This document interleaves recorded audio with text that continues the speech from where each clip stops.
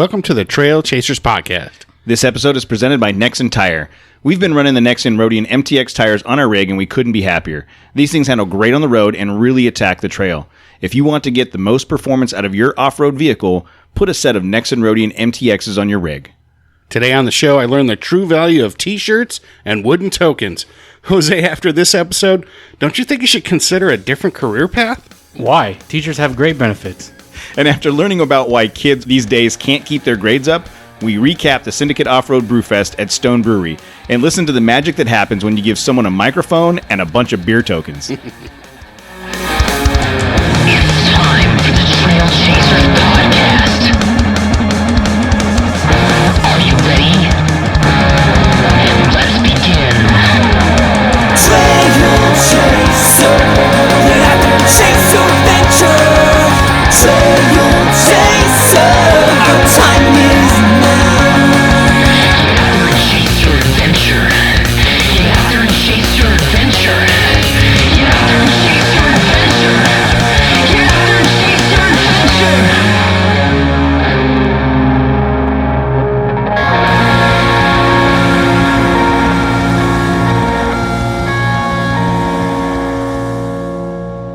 All right, everybody. Guys, you know how we talk about, routinely we talk about us being a community? Like, you know, and not only the off-road community, but even more specifically the trail chaser community. Like, we've built a lot of friends and people that we connect with on a regular basis.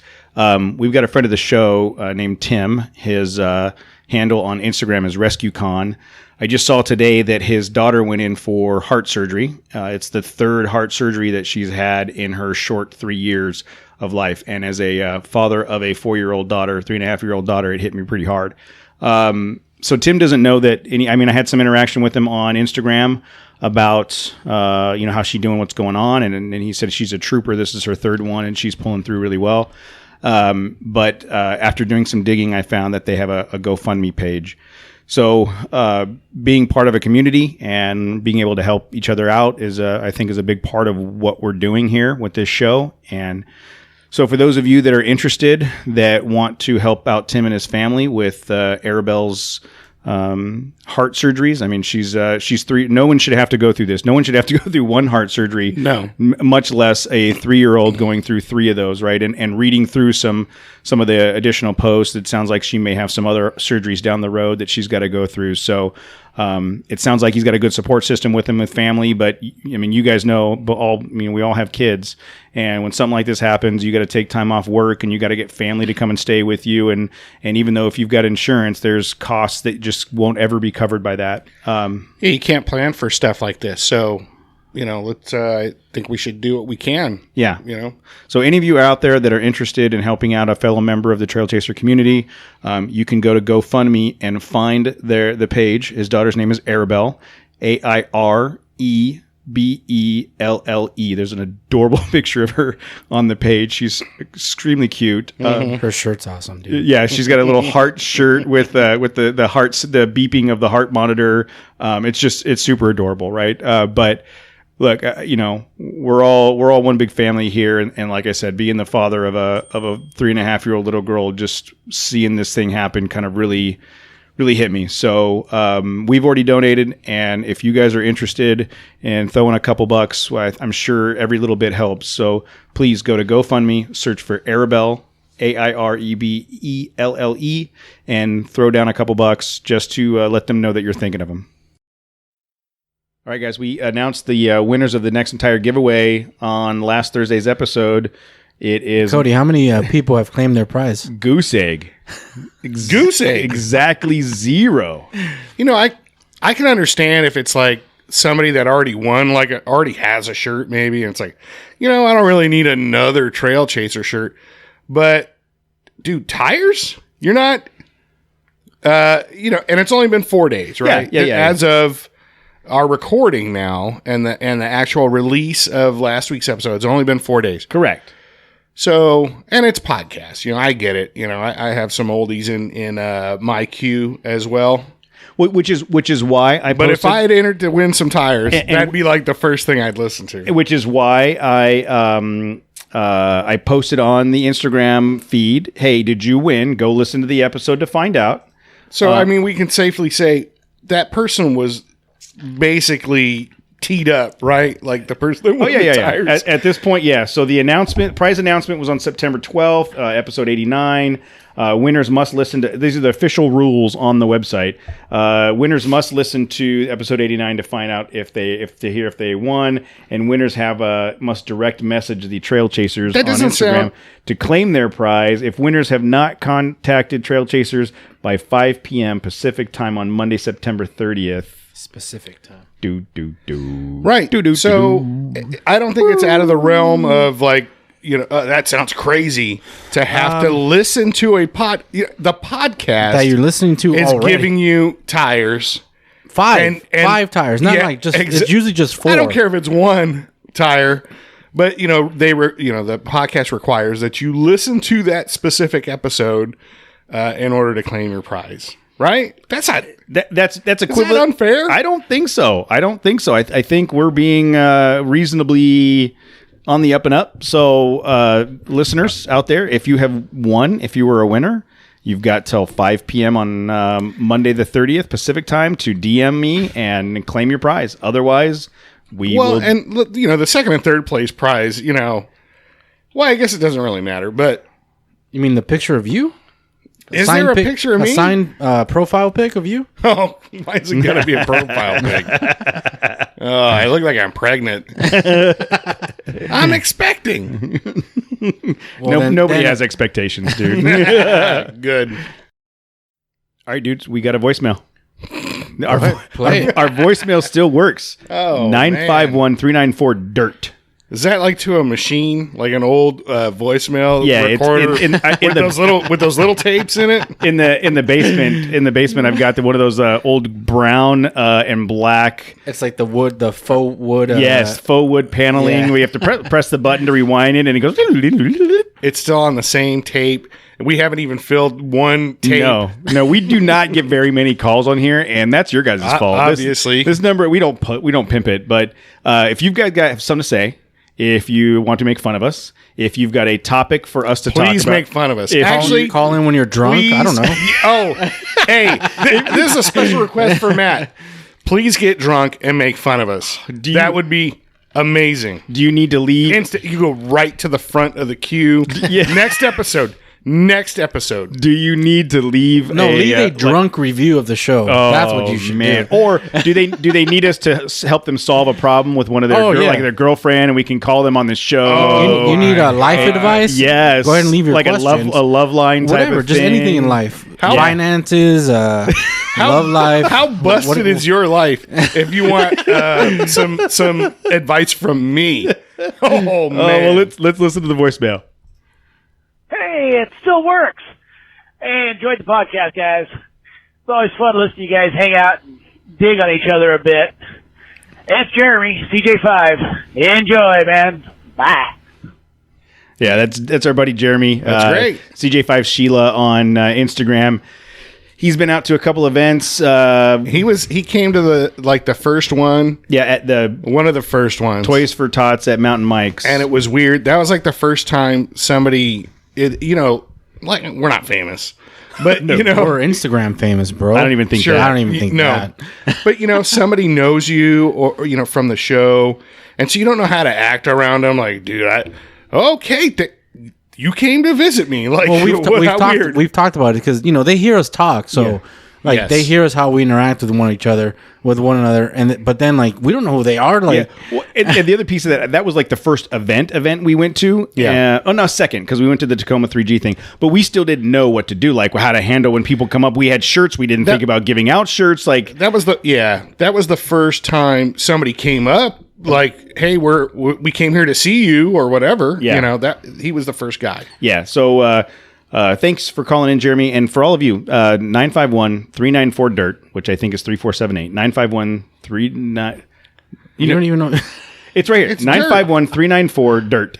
Call that number. Yeah, but you were going to try and say what the dirt don't number spell, It's 3478. I'm almost positive it's 3478. Leave your drunk reviews. Ask your life for life advice, financial advice. Whatever. We'll lead you down the right trail. Oh, I don't know. And from what I understand, we also have a couple of reviews. What do we got, Jose? You've got one of those fancy iPhones. So yeah, we have two more reviews on iTunes from the last time we talked about a review. The first one is from August 6th. The title says "Great and Informative" from Shadows. Are you sure that's us? Are you sure they're looking at us? I don't know if they were listening to the right podcast. Show, yeah. The person who left his name is Shadows Dream.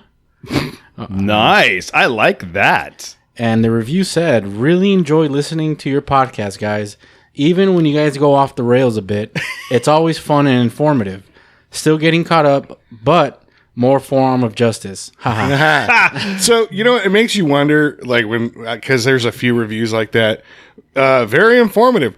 What kind of information are people getting from this podcast? They're like the information they get not to do. Yes, they're like, oh man, I'm not going to make that mistake. Yeah, thank guys. These guys are out there doing it the wrong way, screwing it up first so I don't have to. All right, what's the other one? So Shadows Dream, thank you for leaving. Yes, very much. Wait, I'm going to try this. Hold on. Shadows Dream. I heard they're playing Coachella this year. Oh, it worked, right? Totally worked. The next one's even better, dude. What's the next one? So the next one, the style of podcast I've be. That's what the title of the review is. No, it's left by 6-String Trucker. Oh yeah, nice. That is a metal band, right? No, that's a banjo. That's a banjo band. Nah, they're playing Coachella, but they can play metal. There's nothing saying a banjo can't play metal, dude. We'll talk after Matt. So the review he or she, really liking this podcast. I listen to several off-road style shows, but you guys have some seriously great chemistry and it's fun to listen to. Great work, keep it up, and thank you. Well, thank you, banjo playing 6-string trucker. That's awesome. I love those reviews. I do, and I have to say. So you're going to hear us in a little bit talk about our event at the time at Stone Brewery. I still haven't heard any of this. So no, but the review asked. I know it. The review asked for forearms of justice. One of the people that came to the tent was like, "When are we going to get more forearms of justice?" I don't know. I keep telling you, dude. I know. I did. I never. Nobody cares if it's real or not. Well, at this point, yes, you went through the real stuff. No, I have tangents. I have more real stuff. Here's what I'll do. I will make a commitment to sit down and try to parse out some real stuff that's related to forearms of justice and see if I can't put together enough stories to make it interesting. And for those of you that don't know what we're talking about, go back. Listen to episode 40. It is the most random. Those are the only listeners that we still have are probably just from Forearms of Justice. Episode 40 was a random string of nonsense that just took off bigger than we ever expected. So if you're interested in more forearms, let me know. Call into 951-394-DIRT and tell us. You're listening to a 4x4 Radio Network podcast. The Trailchasers podcast is a member of the 4x4 Radio Network. If you want more off-road shenanigans in your ear holes, go to 4x4radionetwork.com to hear episodes of the Jeep Talk Show, the 4x4 podcast, the Center Steer podcast, and On the Trail with Kevin and Scott. All right. So here we are. We're at the iconic, again, we're throwing that term around a lot lately, Stone Brewery in Escondido. Did I pronounce that right, Jose? Escondido, I'm assuming. I don't know. No, you're good. Thank you. Okay. So again, we were talking about being here at dude, this garden is really bitching. It's very serene. It is. It's really serene and relaxing. We've already gotten a beer. There's some strong beers, dude. This is good stuff. This is what I drink. Welcome to my world. I'm getting ideas like for fountains and stuff in my backyard. Oh yeah, imagine a Coors Light fountain. God, Jesus. No. Why? I wouldn't, even if you told me like, hey Matt, you could have some Willy Wonka style beer fountains and streams in your backyard, but it had to be Coors Light. I don't want it. Is Coors Anheuser-Busch? No, huh? No. I don't. This is listen, Colorado. Who? Thank you. Okay. Colorado. So if this is your typical Coors Light drinker, doesn't even know what they're drinking. Exactly. Is this Bud Light? Is this Budweiser? Anheuser-Busch? No, Jose. No. Sorry, You know what? sorry to disappoint you guys. Don't get us kicked out of here. You know what? We're throwing Coors Light around a lot too much That's around about here. it. All it's good for is throwing at people. No, I was going to say, but if they came if to you're you, hot and they gave you a lifetime you're supply. desperate to cool down, take that Coors Light and make sure the mountains are blue because it's cold, and then dump it over your head. get that voucher. Get that voucher. Yeah, that's right. So, anyhow, the event just started. Seems like people are starting to cruise into the beer garden down here. Yeah, we got so in the booth next to us, we got the Trauma Pack people. Okay, I wanted to break in. I know we're cutting into the segment. I don't know what you wanted to do here. But if there's one thing I know about this podcast, well, at least this part of the podcast, is it hates sports and it cannot stand Coors Light. Like, really. Woo, man, those are two sponsors. Apparently, I will not accept. So, guys, listen. Here's what we're They're doing. never going to come knocking on our door. Oh, dude. Jesus! Nope. So Thank God. So we captured a bunch of audio. So what you just heard for the last 3 minutes. We're going to be running through this audio That's for 2 like minutes. weeks. So we captured a bunch of audio at the Stone Brewery event, and it was just none of us were really listening to it as it was going. Like, we all had microphones. Mostly Jose and Matt had the microphones for the day. I was trying to do filming, and so we captured a bunch of audio over the last. wireless mics were great. Oh, great! though. That was a great those were idea. clutch. Yeah, Those we were are clutch. we are learning as we go. But what's happening here, guys, is for the last 2 days, I've been pulling clips out of all of the 2 hours of audio, like 2 solid hours of audio that we have. I've been pulling clips out. We were only there like an hour and a half. How we get 2 hours? Because you guys did not stop talking. Dude, that's like That's like in Contact. yeah, exactly. Like, why is there 18 hours of fuzz? Like, So when we sat down to do this segment, I was like, they were like, should we do an intro? Should we talk about this? And I was all, no. You guys have to listen to the first segment because it's comedy I'm sorry. gold. All right, That I'm was- sorry. that So was- let's dude, continue. that was- let's preface this I didn't conversation. want to have to remember the anti-chords comment. So that was that Dude, was just we're just sitting there. I'm like, Matt, just get the mic. we had just sat down, just got everything set up, and we sit down. Matt and Jose had gotten one beer. They were still working on that beer because Yeah. I had to cut out a couple spots where Jose goes. And so this is the rest of the preamble to the event. Yes, he's got a pretty grotesque, like, severed limb. It's all swollen, and as realistic as you can get. that's a giant hand. I think that's like Bigfoot's hand. When you think about the size of that, if your number one, if your hand looked like that after an accident, what's the rest of you got to look like? So we're talking about there across the right across from us is the Trauma Pack booth, and they got a bunch of That stuff was set up. a rather grotesque, meaty, gnarled up paw. You'll talk about more. You guys will talk about it some more here. Here we go back to the recording. You know, you're Exactly. messed up. Just like we were talking on the way here about the motorcycles. Let's not talk about it. Let's try and keep it positive. I've just, I've spent a lot of my time, my adult life, in traffic, and I've seen some things. Me too. Yeah. So anyhow, back to the Back to the Trauma Pack. back to the Trauma Pack. And then we met some, and to the left of us here, we have the is it DB? DB flags. DB flags. They I will admit I already forgot their names.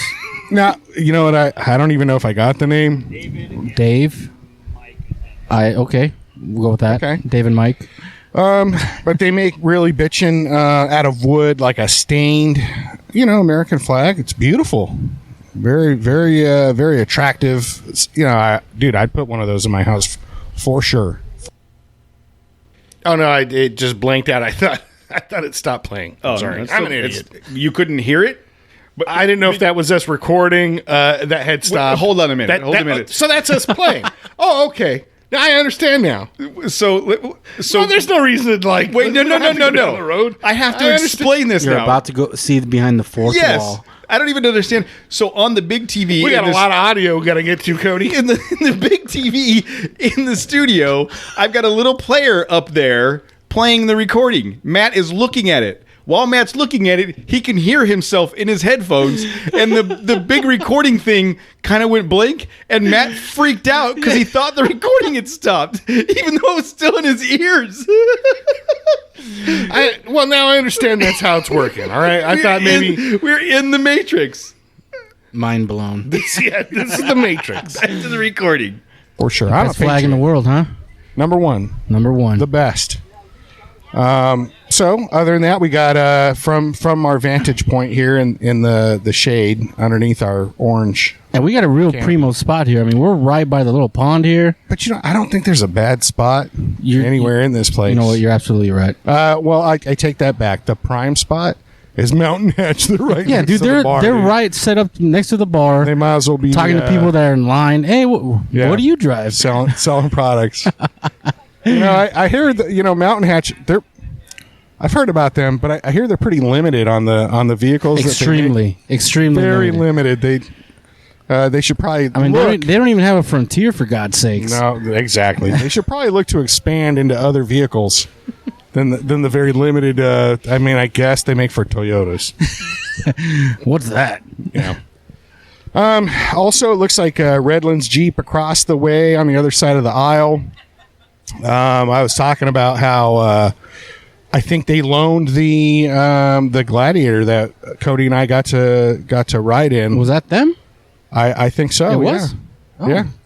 So I'm gonna go over there and see if that thing is still in one piece. Well, you see that little Trail Recon Edition symbol on the tent? Yes. That's a YouTube guy. His name's Brad. Oh well, we'll have to go over there and talk to him. Yeah. See I what's don't up. see the YouTube guy here, but he hooked up recently with Redlands, and they built like a limited number of Trail Recon Edition Jeeps. Oh, all right. It's on YouTube. You said he hooked up. Yeah. I was like, and something came out of that. Right. Just like when two people are in love. right? It's the magic. That's where the magic Or happens. not. They don't have to be in love. No, they don't. They don't, Jose. They don't need to be in love. You could still have magic. That's the beauty of it. That is. Or maybe not. There's a. All right, Man, those were some strong beers, dude. Yeah, you guys were one beer in at that point. I think half a beer in, Yeah. but that's me normally. Yeah, and I can't wait to hear after 4 or 5 what's beers that? in. Oh, it gets better. Oh, it gets better. Good. And a couple notes there. Brad, the Trail Recon guy, was there. He did show up. He did show up there for a while. He was standing in front of you waving. Yeah. And none of you noticed. See what else. Oh, you will hear from Mountain Hatch later. Part of the reason that clip Yes. is in there because you will hear from Mountain Hatch directly later in this segment. So we ready for the next piece? I'm not even sure what the next piece is. You guys ready? Yeah, go ahead. No? Here we go. Let's see here. We'll see- We we'll probably see- need to go make some rounds. Yeah, we'll see. We'll get back at it after a few beers. Yeah, We'll see how it sounds. Yeah. So I just finished my 1st beer. We're both one beer in right now. One beer in. I'm not gonna lie. I drink Stone on a regular basis, so I don't. So, dude, this one's this already is getting gonna at be- me. it's gonna be fun. So we'll be able to gauge as this episode. Who knows? The recording next segment, goes. I might be breaking down my life and. That's what we're hoping for. This is like as close to like campfire talk as we're gonna get. We're Like, not- we're on not the out- outside. We're like you feel the Right. heat. You feel the heat. Right. But you're not up to the fire yet. No, well, actually, you see the light. Right. Campfire. It's up ahead. It's about it's probably 2 or 3 more beers away. Before you're toasting marshmallows. 9/11 just passed too, so we have a lot of content on that. All right, let's go ahead and we'll check back in a minute. So I thought that was a good. Yeah, is sounds that about right. Is that an allegory? Like when you're comparing or making a story? ooh, dude, Is that a metaphor? What did I say right there when I was talking about the light? that was more of a and your- metaphor. That was more. Okay. Yeah, I think that was more. What's of an a allegory? I don't know. Symbolism. I don't know. Whatever. It's one of those. All right. Let's see. I thought that was pretty good. Whatever that was, Yeah, so we'll roll on to the next. We got a bunch of stuff to get to. We'll roll on to the next piece. You guys ready? Here we go. Turn the mic back on. We need to talk about this. I was gonna walk over to that. We're doing the Frontier, just so you guys know. Oh my God! Hey, breaking news! Breaking. Oh man! We're gonna charge them. I had a whole thing. I was gonna come. over It's gonna be an $800. running. Check. Yeah, we're good. We're good. Am I on? I'm on. Breaking news! Breaking news! All right. You gonna do it? Yes, Mountain Hatch is doing a Frontier. It's a one-off. It's a special edition just for Matt. You're breaking people down, Matt. You are breaking people down. I feel, there's only so many times in life where you feel like I'm going to throw another 20-point word, verklempt. I'm choked up. I don't know. I feel good. This is how it feels. This is. Wait, is this the only mod Frontier makes now? Would be Mountain Hatch. Hey, one mod at a time. And with right? that, I feel one mod at a different time. now. It was worth it. Now I know why it's this is just for comic relief. Yeah. The funny thing is, he was talking to Jose about making sure that he was talking to Jose to make sure about Jose had one for his my 80 cruiser. series. Yeah. And I want Jose to get one so that he's got one and I've got one and you don't. It's going to go down probably for a little while, but we are making it. Yes, Matt will not get left out for sure. Well, I think Look it's at that, great. dude. Look at that. That's awesome. I really appreciate that. And Frontiers it's the tip of the spear right here. I'm telling you. Trucks, to be honest, I have no problem with them. Be honest. I don't know why they don't sell more, to be honest. They sell more than the Ranger. Go on, guys. If I lead this where this conversation is about to go, it's going to sound like whatever. Yeah. So what we were talking about with Jeremy was that Nissan doesn't do anything to promote their off-road. Jeremy with Icon. Nissan doesn't do anything to promote their off-road ability in the States. I did talk to my friends from Australia, and they said it's totally different. Yeah, like dude. the Nissan Patrol, the Navara out there, that's the go-to for off-road. They just don't seem to promote it here. But I think now that Matt is going to get a Mountain Hatch, the market's going to change. Supposedly. The market's going to blow up. There's no doubt in my mind. But what sucks is in the 80s, we used to have Mickey Thompson Off-Road at Anaheim Stadium. And it was Ivan, Iron Man Stewart. Yes. And I used to go to those. Nissan. But who battled with the Toyotas? The Nissans were down there. Desert Runner, that red, white, and blue Desert Runner. Yep. Nissan I hardbody. would buy dude. one of those. Nissan just needs to go back to their roots, man. Because if they did that kind of stuff and showed back in the day how it was, dude, they would sell more. But they do nothing. They're pushing just the cars, the hybrids, and all that. The Juke. What the heck is that? No. Exactly. Get your Nobody wants kicks. that. I'm going to get a red, white, and blue wrap for my Frontier. It's going to be amazing. Nice. Oh, dude, dude, I would like do the full desert, old school Desert Runner. That would be badass. That's the wrap. That's a good looking truck. That's a good looking truck. I was going to come over there to your booth because it's right next to the beer and the food. And the food. And secondly, I had a whole thing where I was going to come up there with the remote mics and go, oh, here we are with Mountain Hatch. I hear you guys produce a product for like every other truck, like but limited vehicles. Only like a handful of trucks that tell me. it's a very about niche market. You guys are up to how many different models now? Monday we'll have 11. The Jeep Gladiator we launched Monday. Oh, wow. Dude, the Jeep Gladiator has been out for 2 days. They got a Mountain Hatch. The Frontier's been out for 15 years. No, longer than that, dude.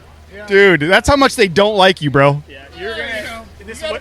I will make sure Matt gets the first one too. Ooh, you hear it They here, have like folks. etched a You heard it here first. 0001 on the serial number. Yeah, 00. Zero No, Matt. it's not even 01. It's Can just you guys etch it with your signatures? I don't know. Seriously. And do I get to pick the color? Yeah. hey, bro, you're I might do a fun color just for Matt. pink. Pink. Please, God, let it be pink. We could do pink for Matt. Beggars can't be choosers. But I will. Yeah, I will. Red will be sick. There you go. Beggars can't be choosers. But Some of that Nissan livery, But I dude. will sport that. We could do Trailchasers orange. I'm Oh, down. Oh, yeah. there you go, I would be dude. jealous. I would be Okay, jealous. so Matt will get an orange one, but that's it. No oranges for anybody else, just black. Because Yeah. they're gonna sit on the shelf for 10 years. No, they're gonna hold up all the other Tacoma hatches, dude. Exactly. Oh, that's awesome, man. I am super stoked that you came over here to chat with us, dude. Thank you so for that. And you just made Matt's day. I think you get a big hug. Yeah, no, thanks for having me. That's my first aftermarket part, guys. There you go. No, you got tires. You got tires, Well, bro. it's tires, man. Everybody has to have tires. Yeah. Dude, Man, those Stone IPAs are pretty strong, huh? that was the best. So the backstory here for those of you that may be listening for the first time, we have been going back and forth with Fred. I would get tagged on things that I have nothing to do with. On all their new releases, Yes. Matt would get tagged. I would get a tag from them. Yeah. Saying, look at, we're coming out with the F-150. And I commented back, come on, guys, this is enough. I mean, Ford, you're going to make them for Fords. Yeah. And we interviewed Fred. That was Fred from Mountain Hatch. We interviewed Fred on episode 49 about his company and what they do. We love those guys. They're fantastic. They're members of the community to the core. They do a lot for the off-road stuff, and they've been building their stable of all these different cars, all these different vehicles where they provide the Mountain Hatch. And the one that describe what a Mountain Hatch is. So the Mountain Hatch is like. So I have one on my Tacoma. When you fold the tailgate down with the stock bed, the bed liner, it's got that rippled bed liner, ribbed bed liner on the tailgate as well. For her pleasure. Oh, dude, I wasn't gonna say. Stop it! I could see both of you. It was like being in sex ed in junior high school all over again. So, anyways, welcome back.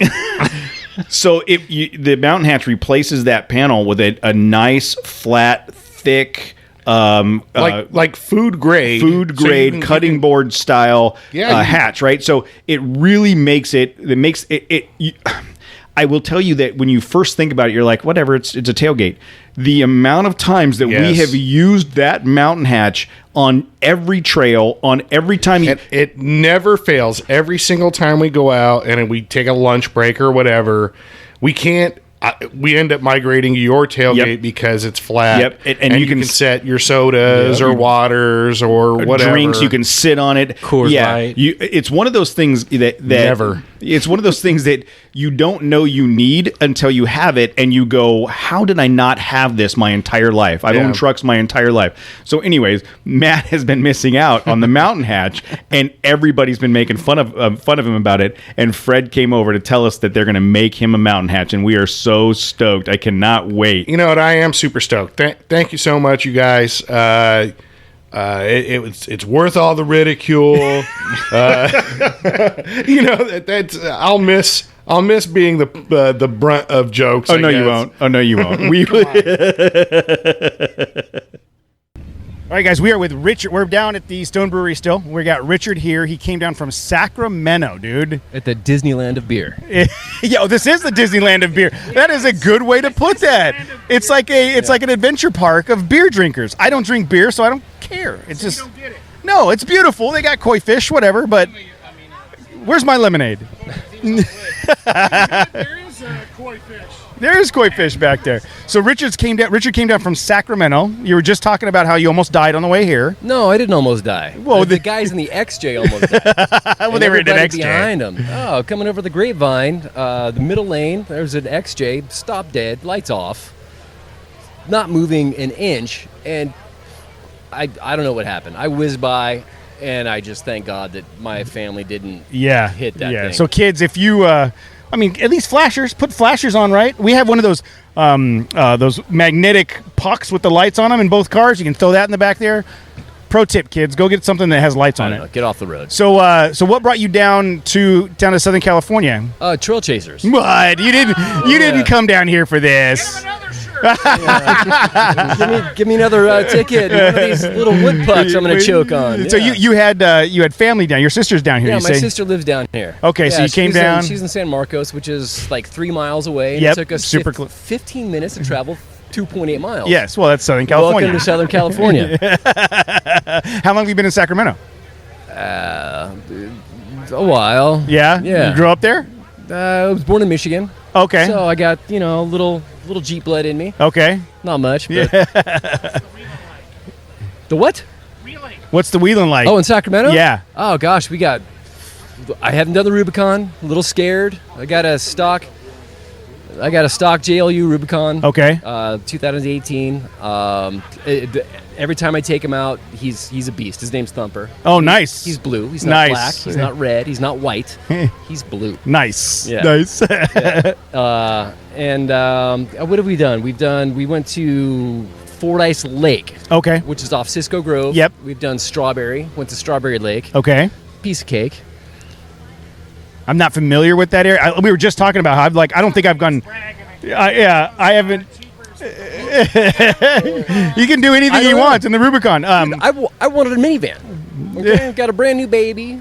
She's 7 months she's- old, she's- and I'm like, let's get a minivan, sweetheart. She says, you were getting a well, I love it. That is awesome. And all of a sudden, he's my boy now. Yeah. Yeah. Well, and he's- it just once you get that Jeep, your whole life changes. It's a lifestyle thing. But it's the minivan just gets you to work and back. And I got a little problem down here in Southern California with a Jeep Wave. I've seen about 50 Jeeps, and I got one Jeep Wave. I got one Jeep Wave. So here's my take on that. Yeah, the one guy. So dude, Sacramento, dude. It's but you know what? Really, back in the day when I had my CJ7, the Jeep Wave was a thing. Like everybody did it. Everybody when the JK came out and it became way more popular, and there was just as many soccer moms as there was enthusiasts that were driving the JK. There was that many less waivers. And I feel like that it just kind of fell off because it was. Now it's a cliche. Correct. Yeah. That's my personal experience. When we were all in CJs and even the YJs, I would, even though it was like my niece has a YJ. Yeah, I love them. But back in the day, yes, back in the day when they first came out, it was one of those things where you're like, you don't wave to the YJs. I did, but dude, I don't care. Yeah, I don't care. Nobody cares. I'll wave at Toyotas, man. If they want to go wheel and have fun, absolutely. That's why you're our people. That's why you know. Rad rig. Absolutely. Thumbs up, man. I think just what happened with the JKs, it just became so prolific in people that didn't wheel and didn't live the lifestyle. It's just that 90% of the people that have a Jeep don't wave anymore. Yeah, well, Jeep just blew up on. That's when their sales went through the roof. Yeah. And they became a big thing. Yeah. Oh yeah. And they're going to continue to grow. I think the JTs. Find the video from today. The Jeep that I took. The JT is going to be a big thing. We just we drove the truck. The Gladiator's going to be awesome. Well, you guys went to what's his name? The Jeremy McGrath thing with what do you got? Matt. I saw that today at the beach. I don't know what it is, man. What are you looking at, Matt? I think this was on MASH, the TV show.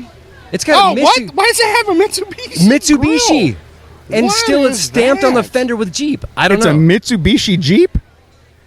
I don't know. That is And it knuckin' futz. I couldn't find any rust really on it. It looked like fresh paint. I have never seen Right hand drive. Dude. Oh, this is clearly from. This is foreign. This got that's shipped. a unicorn with gold glitter, man. Yes, it is. That got thing shipped over farts- here from that's a overseas for unicorn that sure. farts gold dust. It just looks like a Willys flat fender, but it's got a Mitsubishi grill on it. That's awesome. I mean, anybody could put Mitsubishi grill on something. It's just, why would you? But it's still 7 slots. Yeah. Oh, yeah. I don't know. I was confused, man. Very confusing. I go through life confused. Sometimes, you just wait for somebody to help you out. Like, you look confused. And then, yes. Have you found that person yet? That's why we're still hanging out, dude. Wait, am I tagged? Am I the one that's supposed to be helping? You didn't know you've been helped? Oh no, you're in trouble, dude. Because I don't know what I'm doing either. So how long you guys staying down here? Oh, I have to drive back to work tomorrow at some time. I'd love to find somebody to wheel with. So what time are you leaving tomorrow? I don't know. I've got to work Monday morning at 4 a.m. Ooh. So you got to get home at a decent time tomorrow. Sometime around 2 a.m. I'll be okay. Not me, man. Yeah. I can't do that anymore. I need the sleep. I need my time. Well, dude, I appreciate you coming down. This is awesome. We got Cody, it's been a pleasure, man. Yeah, I listen to you guys all the time. I love. I'm sorry. Yeah. I love what you guys do. It's not just you're not just like Jeep freaks or anything. You're just like wheel it, have fun. Wheel it, yeah. Whatever you have. Who cares? Yeah, let's have a good time. I mean, Renegade or some unknown, unseen Nissan. Yeah, absolutely. Yeah, that's our deal, man. Let's just all get together and have fun. Right. We all go have a good time, and I appreciate you coming out, man. This is awesome. We're glad to see you. Awesome. Yeah, so dude, that was super cool. He'd hit us up on email and said he was going to come down. He was trying to coordinate a wheel trip that Saturday morning, but we just knew we weren't going to have time. There was no way. There's no time. But super cool. He came down, him and his wife and his gorgeous little girl. They were just having a good time. And that picture, that video he showed you, was a full-on right-hand drive Willys looking flat fender that looked like it had a Jeep grill, but on top of the 7 slots, it had a Mitsubishi sign. So if anybody knows what that is, I would be really interested to find out. I think that's copyright infringement, I think. I don't... Well, when you steal a Jeep, you basically make a Jeep and stick your emblem on it. That happened a lot back then, didn't it? In the 40s when they were making those, not a single manufacturer had the capacity to build enough Jeeps to keep up with the military demand. So Ford built a bunch, Willys built a bunch, and Mitsubishi built a bunch for us too. I'm wondering if in World War II no. against the Japanese. Okay, I'm sorry, I don't know if you're aware of who we were fighting. Timing wise is a little Can you off. help me out here? Right, my timing is a little off.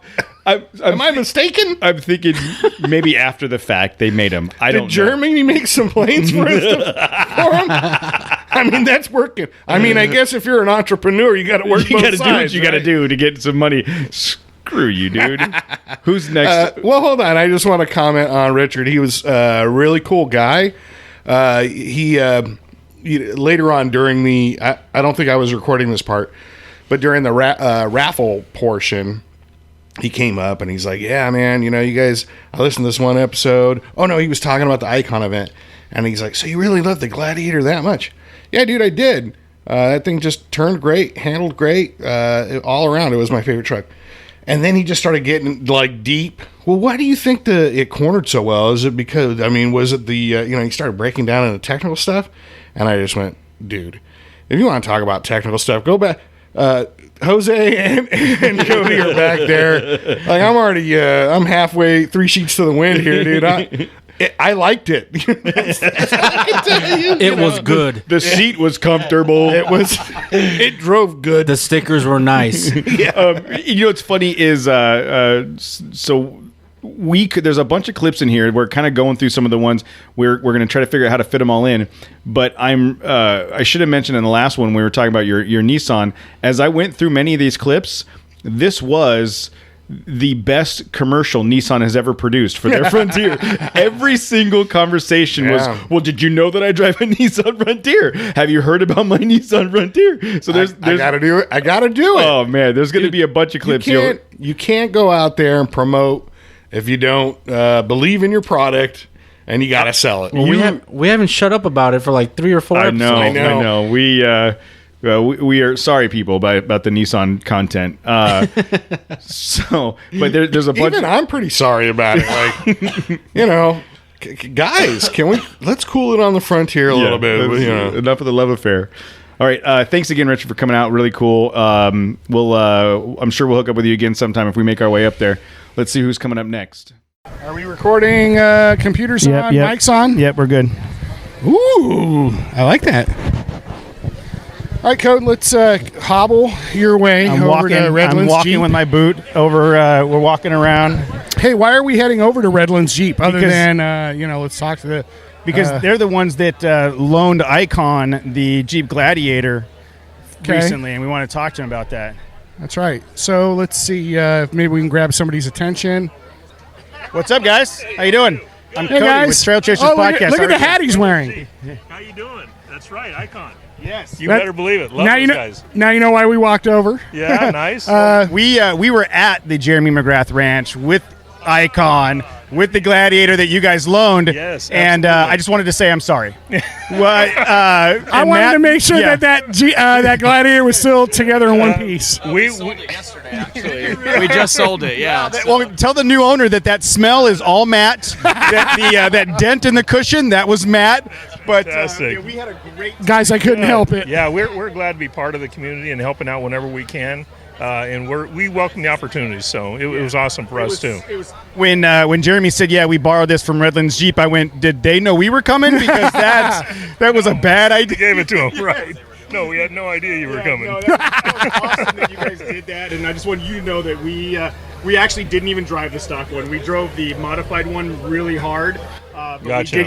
We did get to kind of hang out and see the stock one being driven, and that was really cool that you guys did that with me. Yeah, we love it. We love the community. We're all Jeepers.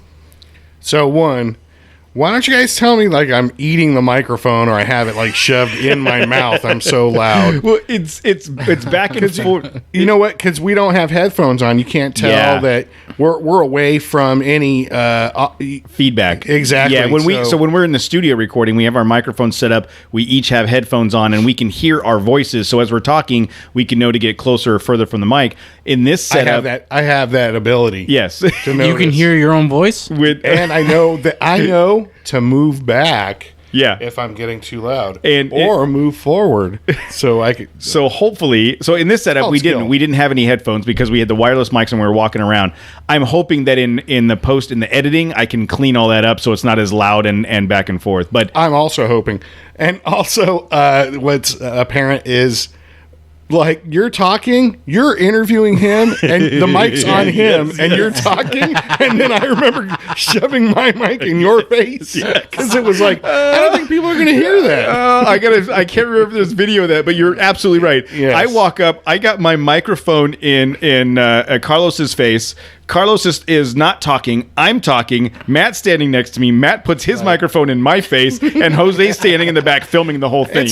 We are clearly not good at this. It's like a Three Stooges clip, you know? It's just microphones moving around. We are not good at this at all. I think we're great. Okay, going back to the recording. We love it. Yeah. And you guys did the event with these guys a couple months ago. We were over there having hot dogs and hanging out too. So tell us about Redlands Jeep, where you guys are located. Other than Redlands, I get that part. Don't say it, Matt. And tell us a little bit more about your dealership. Well, you know what? We've been there for quite some time. I'm one of the new owners there. 2.5 years. Really didn't know anything about Jeeping. We all kind of got involved in it, and we loved it. Yeah. So. We are all actively Jeepers. You know, most everybody in every department, we all have Jeeps. We go out. That's how we hooked up with Syndicate and all these other guys. And we're just having, actually, it's fun. I've been in the business 33 years, and I haven't had this much fun, no kidding, really? In 25 years. It's been that much fun. I've been with GM for 30 years. Okay, so the Jeep thing, 2.5 years, it's all been new to me, but it's a great lifestyle, you know, and we've been loving it. Well, it's perfect for Southern California because we really do have, you got a lot of people that are, you just hear a lot of bad stuff. I'm tired of SoCal. You know what? Don't talk too much trash about it because we have a lot of amazing trails and you can go off-roading, especially from where you guys are located in Redlands. Yeah, we're at the heart of everything. Exactly. Everything. So, this really is kind of like the mecca for off-road, especially if right out of the lot. Hey, Matt, you sound really excited. This is later. This is at least 3 beers. Yeah. This is. Are you sure it was beer you were drinking, or was it laced with anything else? And Did you lace it? And I love that he's just scolding anybody that talks bad about California. Be nice to California, guys. Back to the recording. You can buy a Jeep. That's right. You can buy a Rubicon. And we have everything. And do it all. Right. And we do really, I say mild to wild. The things that we specialize in, there's a lot of great companies that do a lot of exceptional builds. What we specialize in is getting to the limit of what we can stand behind with the factory. Yeah. So we will go as far as we can and be able to warranty the thing. So that's kind of our limit where we back out. And then there's a lot of great companies out there that'll do the extreme stuff. Well, just to jump in really quick. My wife has a Renegade, and we always joke about it. The Renegade, and it's like we call it an alternative Jeep. But you know what? We did the water crossing on the Mojave Trail, and it was deep. It was at least 3 feet deep. The water was up over the hood. And I went through, and I lost 4-wheel drive. I lost my air conditioning. Just sensors started going on. It was we called it the Christmas tree. It was just bing, bing, bing, bing, bing. And my wife, the next day, my wife brings it in. It was still under warranty. But don't take it into the dealer or whatever. Right. I was a little concerned. But we took it to Ontario, which is where we bought it, and no question, the Jeep covered that. The sensors that were replaced, I was thoroughly impressed. I couldn't have been happier. Again, that's a daily driver. We need that thing to work. And That was the first month we owned it. I took it. funny. I took it across the Mojave There's Trail. a video on our YouTube page, and we talk about how it was 3 weeks old. He hadn't even made a payment yet, Nope. and we are on the Mojave Trail. Yep, and I got to bring it. I got to bring it through back to for a warranty issue, and it was no issue. Well, so you know what? It's a Jeep. good. Yeah, you know what? And I'll tell you, Kudos to you guys. We've been on training classes, and some of the trainers and other people, they take Cherokees out there, they take Compasses out there, and it blows your mind. Even what Compasses? Those will do. Absolutely. You better believe it. I'm liking the Compass. Yes. To the point where it just shocked me what those things are capable of doing. So it's a fun product. Okay, wireless headphones. Is there some way in the future? Because I can see myself getting loud even without the beer, and just jamming the mic in my face. Just getting all excited. You know is that doable? I'm sure it's a possibility. I think it's funny that those little concealing ones, Yeah. So I've known Matt for 10, 12 years, right? This is the first time I can think of where his drinking shenanigans is on record. Like and he has to listen to it. Oh, it's not I don't care about the shenanigans. It's just loud. Yeah. I'll try spiking for sure. I'll try to fix it. I'm over here trying to adjust the levels, and we'll try. Can we have? Let's get some of the interns on this. Check the technical go ahead and department. check levels and make adjustments. Make necessary adjustments. I think we can do a Bluetooth headset dongle on the mixing board. Excuse me. Back to the recording. It really is, and I'm glad to be part of it. Absolutely. Where can people find Redlands Jeep? Like, where do we go if we want to buy a Jeep from you guys? We are at redlandsjeep.com. You're allowed That's to. the easiest way to find us. And I forget what the other our website is. It's Redlands at Redlands CJDR. Okay. But we are right in the heart of everything, right below Big Bear, right below the mountain there on the 10. Absolutely. Yeah, and but the big difference in our store is that we are all enthusiasts. We love being out there.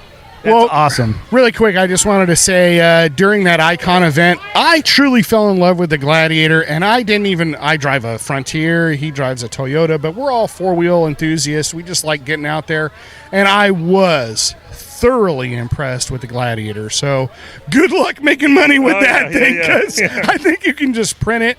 And I even said, Cody, I would pay. I'd pay whatever it takes to own that truck. It was great. They really have, from what we've seen, they're almost a status symbol now, where these guys are buying these Gladiators and dumping another big chunk of change status in that thing. schmatus. That thing gets it. That thing actually does. That's what I mean. It's Absolutely.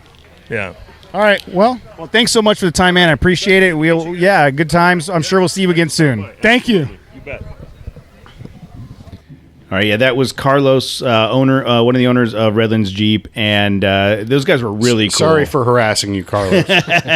No, those guys were really cool, though. I mean, like we talked about, Syndicate did that meet and greet a few months ago, and we were already up in Big Bear, and we stopped there on the way back. So I really liked the people over there in the booth. They seemed to be really engaged with the community, and you heard it. They're enthusiasts, and so.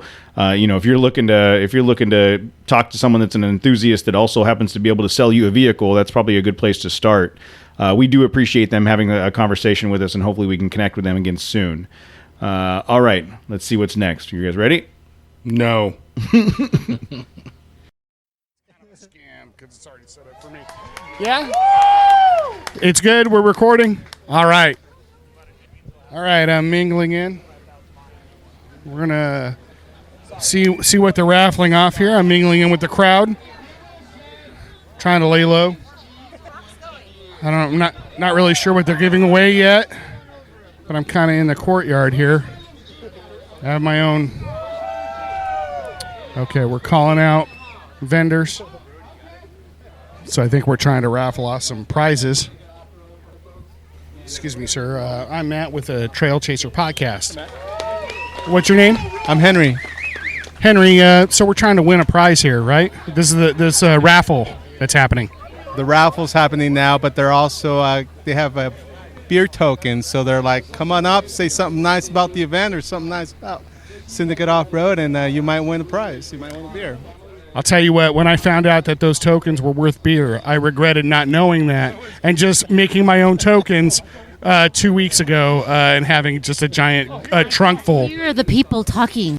Okay, two things. Oh, yeah. Two things. This is going to be good. Okay, two things. One, the joke about whittling wood chips to make beer tokens. Matt, 15 times you made that joke. I swear to you. You know what? We should play. I'm going to go back and I'm going to pull all of them out. Listening to the raw recordings of this, I can feel it coming. I'm like, here comes the beer token thing. Beer token. But you know what? I'll equate that to like, when Jordan's in the dunk contest. And he gets, he knows he's going to win if he does the free throw line dunk. It's just, bam, that's the winner. That's how I felt about delivering the dude, the it was fantastic. So the I will find more of the whittling. That was my free throw line. That was your dunk right there. Who you're talking to there is Henry. He is from his Instagram page is JL Wranglers. I didn't know that at the time. No, at the time. You'll hear some more. You'll hear some more from Henry in a minute, but there's a very brief interruption in the interview that is by far the funniest thing that happened that day.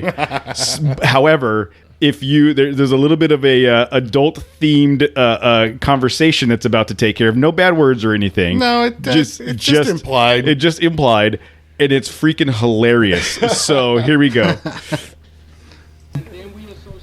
I'm sorry. Who are you? I am Maria, but I can't hear them talking. I'm sorry. Can I talk? If I talk like this, would that make it better? Teacher, I tell the students, talk in your whisper voice. And it's so much sexier. And then everybody's just like intrigued because they're like, what is she saying? You're a teacher and you're talking about being sexy. That seems kind of weird to me. Kids have sex all the time. All right. So, Henry, I'm sorry. Okay, I'm going to walk away now. I had to apologize to Henry. Dude, that's the first time I heard that. Dude, that was the best. That smacked me as I was going through listening to this. I was like, I'm just expecting a good interview with Henry, and Maria jumps in with sexy kids, and I just thought that was the best part of the day. Oh man. Okay. All right. So back to I think Matt at this point cuts back to Henry. Just I don't know if it was rudely interrupted, but she's trying to win. She's trying to win something. As soon as things are given away, I'm going to be quiet. But what are you hoping to win? Do you have any tickets? I do. I have 2, and I'm hoping to win the rap. Dude, that's why I bought tickets. I want to win a rap too. All right. Now, wait. If you guys confused, but are you the? What do you drive? Do you drive the Frontier or the Tacoma? Which I already know what you would say. I drive the Frontier, damn it. Oh, you drive the Frontier. Well, nice to meet you. I listen to the show. I just don't know face to the Sorry, we just fist bumped. And this is an awkward moment because I'm trying to hold my beer and the microphone at the same time, but I'm handling it. So, like Matt, you are totally handling it, and I love the fact that he's designating who is who on the show by what we drive. It was like, well, who do you want to hear? Like, who do you want this to be? I know you want to be. Like they say, you never want to meet your heroes. If I'm that guy's hero, then I feel bad for him. Back to the recording. You are a listener. I am a listener. Oh, perfect, man. So if you were to get, what do you drive? I drive Frontier. Shit. I mean, edit that, Cody. I drive a Jeep. Okay. Well, I mean, that's still obviously that's cool. We're a syndicate, so it's probably a Jeep. So, how would you wrap it? What would it look like in your imagination? Like you could do anything you want to that Jeep. How would it look? Hold on. Matt's head is back and he's trying to recall what's about to come on this recording. Do you recall this conversation, Matt? A little bit. I think so. Do you know what's about to come? Because it's gold. It's comedy gold. I think I'm about to get pelted with shirts. No, that part is later. All right, no, let's let it go. All right, here we go. A matte green, like a matte colored, like military green. Oh, you mean like matted, like not matte like me, green, but like a like not shiny, like yeah. I got it. I get you. Not like the same color green that Matt is. Yeah, or shiny. Yeah. But Matt, Matte. Nice. Me too. Right on. You've been a part of the Jeep Club or Jeep Club Syndicate Off-Road for a while, or? I'm actually not a member. Oh. I heard about the show, I heard about the event, and just decided to drive down and come check it out. Dude, did you hear it on our podcast? I did. Damn it. Oh, my God. Okay. It's Henry, right? Henry, go over to the booth. You got a shirt coming to you for I'm assuming you got stickers already? No, I haven't yet. I haven't gone by the booth yet. Okay, come by the booth. Tell him Matt said I get a shirt. Pick a shirt, stickers. If we had hats, which we don't right now, we should have, but I'd have given you a hat too. But Thank you. Thanks, man. Thank you. Appreciate it. That was cool. Question. Yes. Why'd you get upset when he's like, yeah, I heard it on the show? You're like, damn it. I was like, God, I was so stoked. Like, it was like I wanted a high five. I'm like, I know. I was like, what? We accomplished our goal. I don't understand why Matt's so upset. That was like I just hit the game-winning shot. Like, yes. And I wanted to flex, like, and stomp around, So Henry sent a message after the fact, and he sent me a message sent us a message on Instagram and said he had to leave. He didn't get the chance to come by the booth and get his hat, his shirt and sticker. So Henry, connect with us next time, and we'll make sure we get you taken care of. But I swear that was my favorite part of going through this, is that little interruption about sexy voices. So, oh my God, that was the best. Thank you, Maria, whoever you are. Thank you for sexy voices. She was, it could have taken a turn for the worse. Dude, it was. You could feel the tension there. She snapped back like she was trying to win a freaking shirt. Or something, and I was interrupting that because their PA wasn't very loud, obviously, and she was upset. Well, as she should have been. You were being Matt, clearly kids have sex all the time. All right, let's see what's next. I mean, I'll buy my own beer, but if you're going to give him a beer, I'll take it. Well, I thought he looked like he needed one. Like, he's just playing on your sympathies. Right, because he's all. Ow, every step. I think we're still recording. He's just playing on you. He's actually just fine. There's nothing wrong with his leg. Yeah, nothing at all, right? There he is, just in pain. I feel like I'm getting made fun of, so I better hop over here. Can you go back over to where you were? I was really doing a good job making fun of you. It was a lot better. So you were willing to give him, again, this has been we've been talking about this today, how these wooden tokens are worth a beer, like one full, not like a half a beer or a quarter beer. 16-ounce beer. A 16-ounce beer they give you. An amazing beer from Stone Brewery. Fabulous beer. And I was talking earlier, like, God, if I had known that these little wooden tokens were worth 16 ounces of amazing beer, I would have spent the last 2 weeks whittling out these little wooden tokens and having an amazing time. No, that's two tens right there from the free throw line. That's only two that I've played so far. There's a bunch in here. Oh no, man. bring them all. That's a slam dunk every so now, time. You can use this episode as a drinking game. Yes. Every time Matt just whittles a chunk of wood. Take a shot. All right, go back. We're going back. Counterfeiting the beer tokens. Yeah, that seems like, yeah. You say counterfeiting, I say like ingenuity. American ingenuity is what I would call it. So that's good. That's good. I like it. I'm going to run with that. So Cody, who's in his boot, I know. What happened there? Oh, that seems like a boring story. Let's zhuzh that up. Tell him that all the time. So she asked me what happened, and I tried to keep it simple. Just Achilles tendon repair. Like that's anytime someone asks all day, that I just kept it simple, and that was not a good enough answer for either her or Matt. All she had to do was crack the door open, and I was going to bust that thing down. So apparently, just the actual Achilles tendon repair wasn't good enough. So that's why we went into this discussion about what happened. Boring story. Let's zhuzh that up. I tell him that all the time. Right. I started having tendinosis in this leg in 2014. This is sucky. I ruptured the Achilles in this leg in 2016. Had to get this repaired and go through physical therapy, and then waited until 2018 to get this one repaired, and now I have to go through physical therapy. So it's been Gimpy. Frankening. That's Frank in it. No.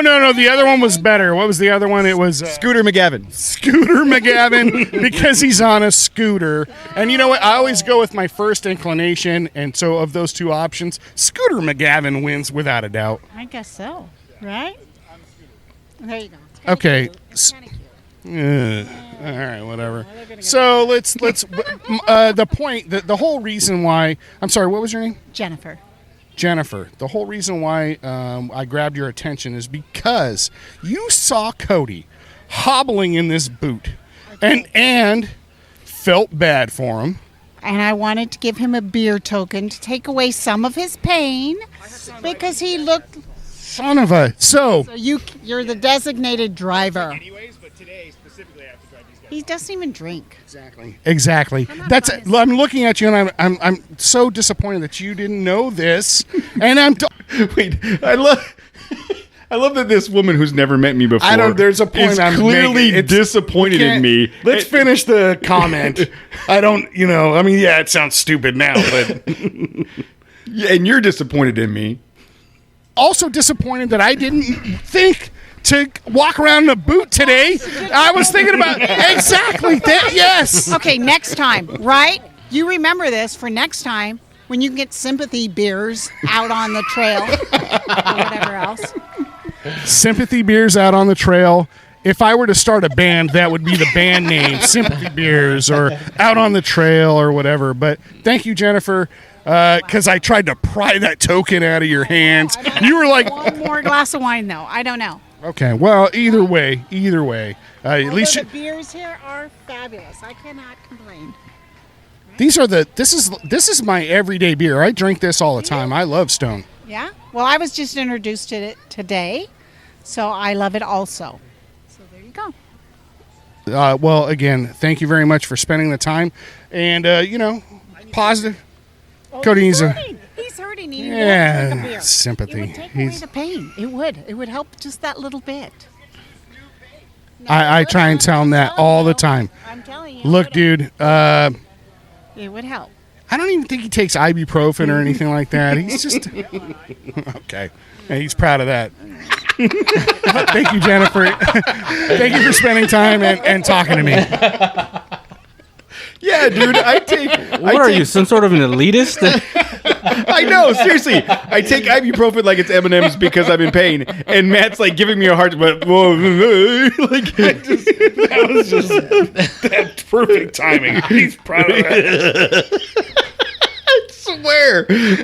So this is the type of conversations that happen with us. It's like, it doesn't matter if you're wearing a boot. You're not getting any sympathy. No. Oh, man. Stop okay, it. Moving on to the next one. I'm not sure. I think there's 2 more segments, so let's see. We'll go from here. They're just winging shirts out like it's crazy. This is insane. Doc! Oh, my God. The humanity. Oh, my God. The shirts are flying. This is when will it stop? Oh my God, I almost died. Oh, it's just these shirts. Help! Honestly, Cody, I don't know if you're around here or not, or you can hear me, but frankly, it's frightening what people will do for a T-shirt that's being thrown at them. It's scary. It truly is frightening. Dude, that was the best. That was awesome. And you know what's funny is I was standing 5 feet behind you when all of that happened, and I was. Please say there's video. There is. I've got video of it. But the video. So I'm standing there, kind of in back because I've got my boot on and I want to kind of be out of the crowd, and I've got my new phone gimbal where I'm taking video, and some dude standing next to me reaches up to get a shirt that's coming at him. Smacks the gimbal, knocks the phone over, the whole thing, and I'm like, I'm out. I gotta get out. I'm gonna get trampled on. I don't want my foot to be anywhere near this, and I walk back. So I was embellishing some. No, it was massive. So I think you were underselling it, dude. Yeah, they were. But how great is it? You hear the people in the background. like the freaking Titanic is sinking. Like, yeah, like they're throwing I money. thought this was like a 1930s recording. Like, yeah, that was in my mind. The Hindenburg. The Hindenburg crashing. Oh, that's the one thing I missed. Oh, the humanity.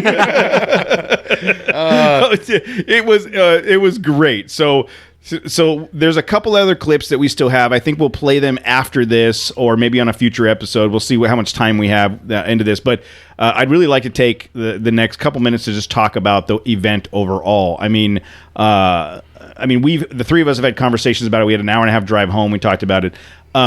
Let's talk about what we talked about on the drive home. Yeah, some of that doesn't make it to the air. So let's start off with Syndicate Offroad and the team that put this together. You guys did a phenomenal job. Like that was dialed in.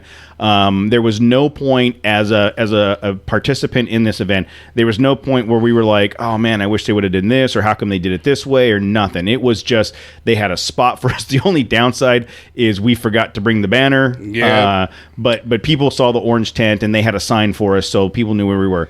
But they did a great job of putting the event together, of promoting it. The spot they picked, awesome. Talk about the brewery. Dude, if you haven't noticed already, I had a blast at the brewery. But I think the perfect thing about it was, number one, I remember looking at my phone and going, "Oh my God, it's like 4:45 already. What? Where'd the time go?" I'm having a great time. Like things are starting to wrap up. But as far as the location, it was really nice because you had everybody kind of tucked away in like little corners of the garden area. So the mingling was kind of a requirement. It was really nice that you were in a pocket and everybody was, I don't want to say forced to mingle, but it was just that much easier to do that, and just go around talking to people. Yeah, it was really, and it was big enough to have. I mean, I don't know what the final count of people was, but there was a lot of people there.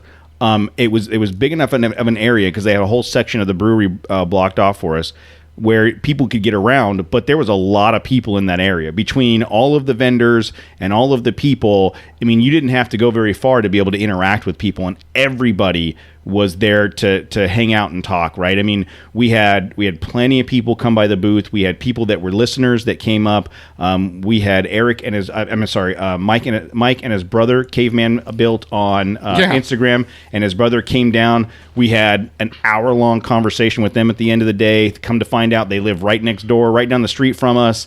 We're way looking forward to hooking up with them in the future. We had, obviously Richard from Sacramento. We had Henry. We had a couple other people that have that made their way down there.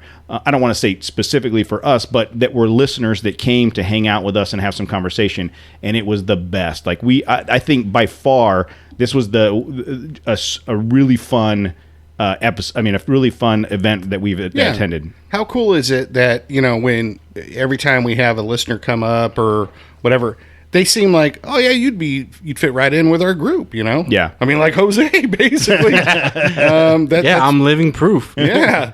I think that's awesome. I mean, it really, I think it shows that, we have a really good, strong listenership. Yeah, I do. I think that if someone's listening to the show and they enjoy the conversations that we're having, they would enjoy going out wheeling with us and hanging out with us, because this is who we are. This is it. And I really felt like I'm a little more profane. A little bit. But I really felt like at the event it was a really, Syndicate Offroad. They have the Syndicate Jeep Club. They have the Syndicate Yoda Club.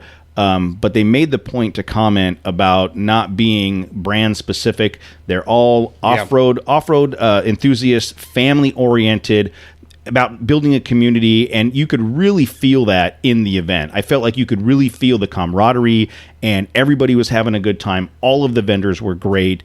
We didn't get the chances to talk to all of them, but it was just a great event all the way around. But we still have other interviews, right? That we're going to just put it. There's a couple more interviews that we didn't play in this segment here. And that's just for timing. I'm gonna, when we edit this together, I'm gonna see if there's time at the end. I'll add those on as a kind of an add-on. If not, we'll play them on a future episode and be able to talk to them. But if we, again, literally, I swear we had over 2 hours of audio to go through. There's at least 13 other wooden token jokes. Not kidding that I want to about the token I want to jokes. savor. I want to savor every single one of them. I'm telling you. But yeah, I think the amount of interaction we had with people this time was amazing. A lot of that, you mentioned it earlier. In past events, we'd set up the booth and we had the stationary microphones and the headphones and everything in the booth, and we were trying to get people to come into the booth, and it didn't work out as well. This time we hooked up our wireless microphones, and there was enough range to where you could walk the entire event and still get. I mean, just as a logistics thing, when you were at that raffle, that was the far end of the event compared to where our booth was. That was like 50 feet. No, it was way longer than that. Yeah, it's 150 feet. Yeah, easy. And we still. I know about measurements, dude. Clearly, I don't. That's 6 inches, right? That's. But the fact that we had the wireless mics and we were able to walk around and talk to people and still record at the same time, I do agree that from a technology standpoint, if we could do some wireless headphones, it would also help. But for the quality, you would think, but you never know. If you throw some beer in me. But it was just really good event, and I remember, it was an hour and a half drive for us to get down there, and an hour and a half drive to get back, not counting the stop for food, and it was well worth it. Absolutely, worth a great time, worth every minute of it. I'll be honest, I didn't know what to expect. Like I've never been to the brewery, and I didn't know what the vibe was going to be down there. But the wireless mics, that was I think that was what was always needed. Yeah, that's the ticket. That's for future events. We're going to continue to do that. How about beer? I think how beer. How about beer? The adult libations. I think wooden tokens, beer. There was a whole segment. So thinking about it. And we were talking about, well, what are we going to do when we go down there? What are some ideas? Well, we'll obviously go around and talk about stickers on Jeeps. I just think back to the pizza place, Mountain Mike's episode. If I had a few beers in me with the wireless mics and I just went on a sticker comment tangent, how great that would be. Yeah, I'm trying to figure out what episode that was. So what we're referring to is... there was it was before Christmas. It was before Christmas. It was Toys for Tots with Empire Jeep Club. That was the first time I was on the show. Yes, it was early on. And Matt and Jose got the portable microphone, and I was like, "Hey guys, can you go walk?" I was manning the booth. You guys go walk around. And Matt just walks around and talks about the cool stickers on the Jeeps because he doesn't know what's what. I am not the technical support here for this podcast. I just come on. Jeep is nice. Well, I think I said that a couple of times. Well, that's a really nice looking Jeep. So it's episode 51 where Matt talks about all the stickers on the Jeeps, and you've come a long way. I tell you that. But yeah, wait. Have I? Okay. When it comes to my Jeep knowledge, if there were stickers there, that's what you would have talked about. But the stickers were out in the parking lot. But in all honesty, I think Stone Brew. I'm not a drinker. We've talked about that, but I want to take Tammy down to that brewery just for dinner. I bet. It's an awesome place. I wanted to check and see if there was a gift shop or something because I was expecting to buy a Stone, the Arrogant Bastard ale, with the devil or demon on it. Yeah. I bet there was. We didn't even think about it. I think we got distracted. Johnny on the spot, getting us out of there. They're like, "You guys need to leave now." Well, and we got distracted. We got distracted by the people trying to make a baby on the way out. Oh, that's right, dude. As we were loading up, and I'm scooting. This is a good 2 to 3 story drop from where we're at to where the parking lot is, and I'm scooting up a dirt path to get there, and we come around the corner, and you were dodging some tongue action. I saw from a distance because I went the other way. Oh, that's right. And you guys were like, "Did you see that? What was happening?" There was a baby up there. Are you talking about the two people open mouthing each other? It was so awkward. There was a young couple just staring into each other's eyes. I couldn't tell if they were young or old because their faces were they were like 21. Yeah, and you know how You know how like drunk people don't have their senses, so they can't really gauge how far away something is, and they were like trying to touch each other's faces, and it was like I love you so much. Wow. And we were like, dude, they're gonna go 9 months from now. They're gonna have a new family member. Like it was happening right there. I miss those days. Oh, You know, I'm not even gonna say. It all just seems with my sister. Maybe. Maybe. Oh, but it all, it's just like you think this is the most passionate kiss ever. But in reality, like third party, they're like, what the hell is he? He's not even touching her mouth. Is he trying to eat her? I don't know if this is what's happening here. Oh, it was super awkward and hilarious. Somebody all get a at the hose. same time. Hose him down.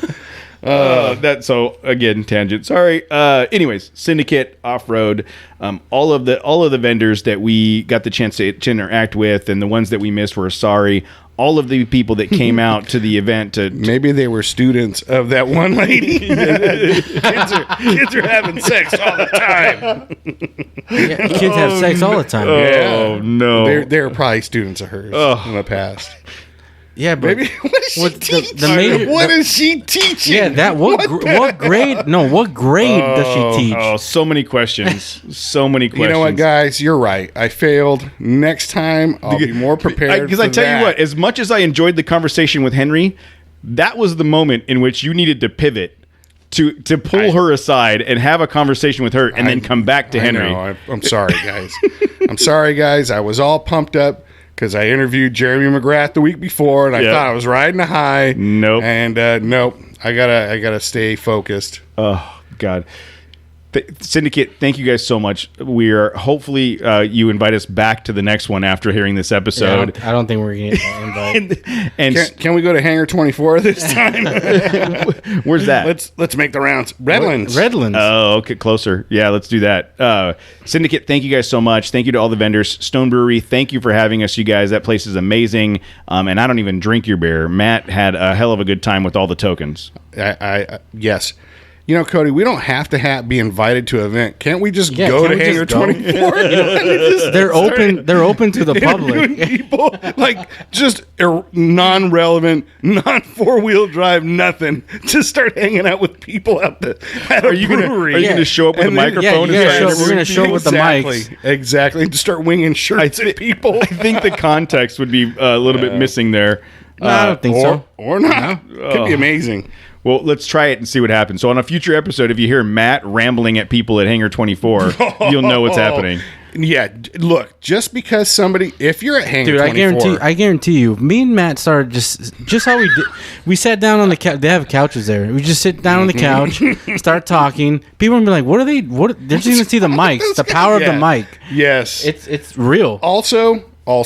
if you go to Hangar 24 and there's somebody there rambling and all loud and obnoxious, that doesn't necessarily have to be me, you guys. But that could be somebody else. But if it was us, they're gonna be like, dude, I gotta listen to what these guys are talking about. That's true.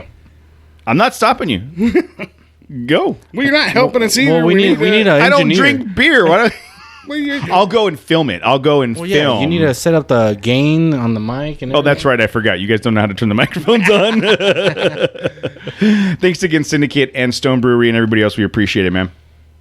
Yeah, it's on.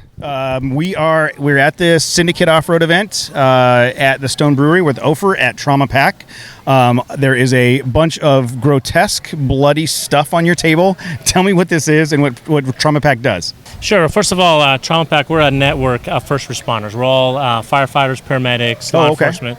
And we're dedicated to increasing survivability from preventable death injuries due to trauma. Okay. So we do that for our peers. We do that for the community. And our message is to spread awareness. That's why you mentioned earlier, why is there, fake blood and grotesque things? Yeah. Our goal is to, start a conversation and tell people, look, the number one cause of death between the age of 0 to 45 in America is trauma. Really? So if we're not addressing that by education and by the right equipment, we say the right tool for the right job. Just like in the off-road community, you can't go on these trails without the right equipment. Yeah. Same as with injury. So we're trying to aim at education and teaching both our peers as first responders, but we're here today in the Brewfest event for the Jeeps to talk about, hey, what it is in the off-road community when someone gets injury from a fracture, an amputation, or some kind of injury that could cause them to lose their life. Okay. So we're both doing education today, but we're showing some of our equipment.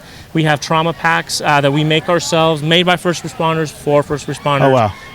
But we open it up to the community, to normal citizens that want to have high quality trauma kits. So what kind of stuff is in the kits? What kind of trauma kits do you have?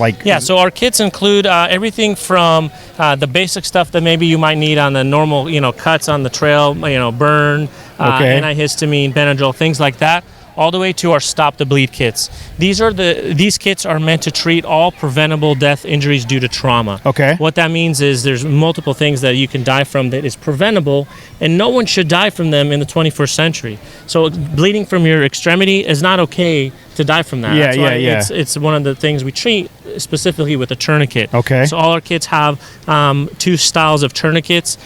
This one that you see here is the CAT tourniquet. But we have tourniquets, we have chest seals designed to treat injuries to the torso. Oh, really? We have Quick Claw. These are for injuries that are not amendable to treat with a tourniquet. Okay. So something that's high on the shoulder or groin. Can't use a tourniquet, so we teach and carry Quick Claw, which is the standard of care for treating injuries with a hemostatic agents. And they continue to include other pressure dressings, gloves, hypothermia blankets. And one of the neat features of our bags, if I let you hold this for a second. Yeah, sure. Is these are really meant to be put on either in a Jeep, in a vehicle. If you imagine wrapping this around your headrest, and now if I need to activate it quickly, it's a rip away. Oh, wow, that's super cool. So it has it in this to kind of explain, it comes in two pieces. There's the piece that actually straps around the headrest or something that holds it, and the actual pack can grab and drag away. That's really cool. Right. So great feature for a rip away if you're going to go run and help someone, or if you're in a vehicle trap, you need to reach it and treat yourself. That's very cool. That's one of the concepts of this. We have our kind of flagship for the Jeep community or off-road community, and that's the Rubicon model. It takes everything that our advanced trauma pack has, including the Quick Claw, the tourniquets, and so forth. But we add to it things that you might see on the trail, like fractures, injuries to your extremities. So we add this moldable SAM splint. It's 3 feet long. It is very versatile and is reusable. You can clean it off, wipe it the blood or sweat, and reuse it. So it includes the splint and things to secure it, as well as the med pack. Everything you saw originally over there in that what we call a boo-boo kit. So everything from just basics that you might need on the trail. But that's our Rubicon pack, also in the exact same style of a rip-away bag. Nice. Yeah, these are really, high-quality bags that, This is, everybody should have something. They should have, one of our good friends is a EMT trainer, and he's spent some time, he actually showed us this type of tourniquet. We've talked about, I have a first aid kit, which is a combination of a couple different bags and a couple different places that probably doesn't have all the stuff that I need. Right. And this is a great idea to just grab buy a single kit that's going to be equipped for what you think you're going to need on a trail. That's really cool. Where can people go to get this stuff? Yeah, so you can find us on Instagram. We're at Trauma Pack, P-A-K, just like the logo. Okay. But our website is, you can reach it two ways. One is www.traumapack.com. Okay. Or www.highthreatinnovations.com. Okay. It's both our same company. We just do one is for training and one is for the actual bags. Got it. Leads you to the same place. And the number one thing that's really unique about us, just to kind of finish with that, is we donate back to first responders, veterans, part of our profits. Cool. And then we have a Save a Life pledge, meaning if within 5 years of date of purchase, you use any of the life-saving equipment in our trauma pack, we'll replace it for free. Oh, that's pretty awesome, man. I would say that we'd probably go through like 3 of these packs just with the group I hang out with. That's a good time. And this thing is awesome. I've never seen this splint, and I can tell you there's been multiple times in my life that I could use them, including right now, judging by the giant boot I have on my foot. This is really cool, man. I appreciate you taking the time to talk to us, and we'll see what we'll start driving some business this way, because you guys, everybody needs to have a kit in your rig, even if you're just doing light off-road stuff. It's super easy to get a cut or a burn, or have a little slip out of the truck and sprain your ankle. So make sure you go to traumapack.com and get your kit. Thanks so much for talking to us, man. I appreciate it. Thanks for having me. Are we going? We're going. Yeah, we're stepping up in the world. We got full wireless mics. Yeah, impressive. I'm sorry. So the Syndicate Yodas walking up to the booth. You guys wanted to come up and interview us, and I challenged you. I will interview you. Yeah. So hopefully we don't break the matrix or the internet. But hopefully not. What's your name? I'm sorry. My name is Chris. One of the founders of the Syndicate Yodas. Nice. And I'm Jesse, one of the founders as well. And I'm Matt with Trailchaser Podcast, and there's Cody and Jose. All right, we got the pleasantries out of the way. So you guys are kind of sponsoring this event, right? Here. Yeah. I mean, you're not Syndicate. Really us. We're just a part of the main off-road company that is hosting the event here at the Stone Brewery, which is Syndicate Off-Road. Right, I mean, tangentially, like Yeah. you guys are. Do you see that, Cody? I just used that word tangentially. Sorry, I'm just bragging. I used another big word earlier, so I'm on fire. So, I'm sorry, what's going on? How have you guys been? We saw you at your event at Redlands, right? The Redlands. Yeah. The meet and greet for Syndicate Off-Road. It's Tom Bell, Redlands, right? Yeah, Tom Bell. Yeah, it was like a thing. I was mad at Cody. Yeah. Yeah. So, how's it been? Anything changed for you guys since then? Nothing too much has changed for us, really. We've been kind of backed up on our next trail runs. Okay. And right now we're planning on the next one, which we've been looking at Bee Canyon, Phillips Loop. Hold on now. Wait. I'm sorry to break the news to you. Bee Canyon's closed? But this is like it's kind of good news to me. It is closed. The Bee Canyon. Some of the guys on the show here liked that trail, I guess. You don't like the water pass? I didn't do it myself. Thankfully, I'm not going to Hemet. Really? Why not? You got to explain why now. You got to listen to some previous podcasts. I'll tell you. Nothing. You know what? I just have a knack. You know, I live in Fontana. Okay. So I feel it's Fontana. We all know. People have heard things. Go on, Chris. Tell me. Yeah. Yeah. So I feel like when I have an opportunity to punch down, I take it. And so Emmett's one of those cities. I feel I have an opportunity. I'm going to punch down. You know, because I'm shallow and you know I have very low. I'm just a horrible person. So nothing wrong with that sometimes. Yeah, you know. So anyhow, but honestly, I heard we just heard I think last week Bee Canyon's closed right now. Okay. So I guess we got other spots, but I mean, that's checked off. Right. Yeah. There's always Cleghorn and go to Big Bear. We're also thinking of too is Phillips Loop over in Calico or even Rainbow Canyon. Okay, yeah. Rainbow Canyon's a really smooth dirt road. It's real two-wheel drive friendly. Yeah. I know that one is. And then our friend, we might even do like a two-part. We do a morning run in Rainbow Canyon for the two-wheel drive guys. And then later on in the afternoon, we run down to Phillips Loop. So you guys have like two-wheel drive guys in your club or your group. Wow. So it's a variety. Get more people in, have more fun. Let's Sure. enjoy. Do you guys have special like, hey, this is a four-wheel event? Yeah, if it's something like that, we usually announce it with our flyers that we post out there. What's like your favorite trail? What would be like something that you look forward to doing? I like Cleghorn regardless. I don't know. Yeah, Cleghorn is fun. Cleghorn is a really awesome trail. It ranges from everything from beginners all the way to. I was gonna say, why is it fun? Yeah. It's got everything. I mean, I know why it's fun, but we have listeners. Why do you think it's fun? But I mean, I think we have yet to find our favorite trail as we cross. Yeah. I mean, through Cleghorn, like just the different options and routes. Yeah. As of right now, in my book, from where we've traveled, my favorite is the White Rim route in Canyonlands National Park. That one, if you guys ever travel to Utah, that's okay. You guys just dropped like the I've been to Hawaii hammer. All right. Oh my God, that is so beautiful. Wow. And next would probably be Sedona, Arizona. Oh yeah, what was that trail? Broken Arrow. Broken Arrow Trail. Okay. If you guys ever go there, that's the spot you have to hit. Yes. Okay. And you have to go through, Devil's Staircase? Yeah, well, that's Enjoy part of the that. trail. Oh, okay then. Yeah. Yeah, that's one whole piece that's just beautiful. It's like a big staircase made out of jagged rocks. Yeah. Wow. Go down, doesn't matter, but it's a challenge. Okay. So you guys are Toyota guys, Tacomas, I'm assuming. Yes. Specifically, what are you guys driving? I have a TRD Offroad. What year? 2018. Magnetic dude. Gray. Wow.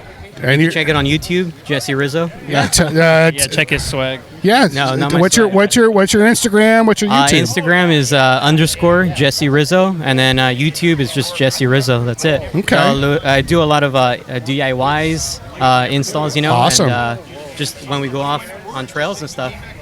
That's about it. Okay. It's random Chris? stuff. Yeah, I drive a 2017 TRD Offroad 4x4, and nice.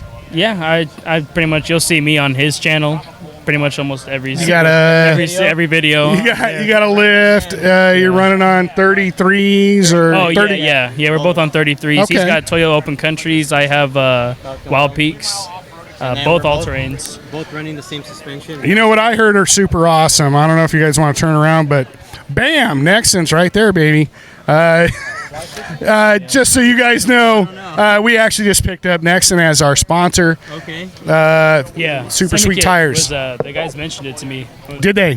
Yeah. Dude, they're really killer tires. I couldn't be happier. It really is like kind of a night and day difference. You guys brought up the tire thing, and you had to bring it up. were standing in front of my tire. So awesome. And all right, guys. Well, thanks for coming by. Grab a couple of stickers. Put them on your rigs. We'd really appreciate it.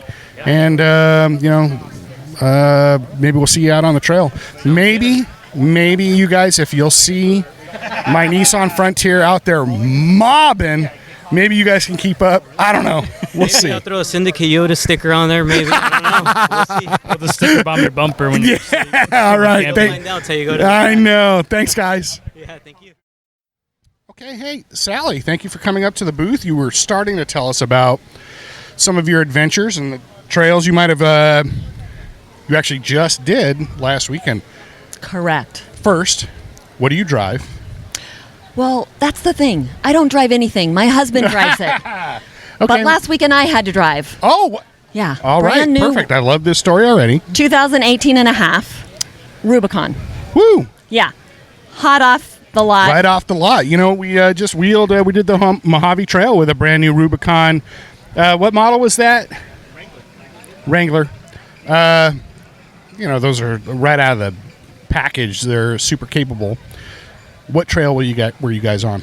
Well, first, I got to start back a little bit because my daughter is also a Jeeper.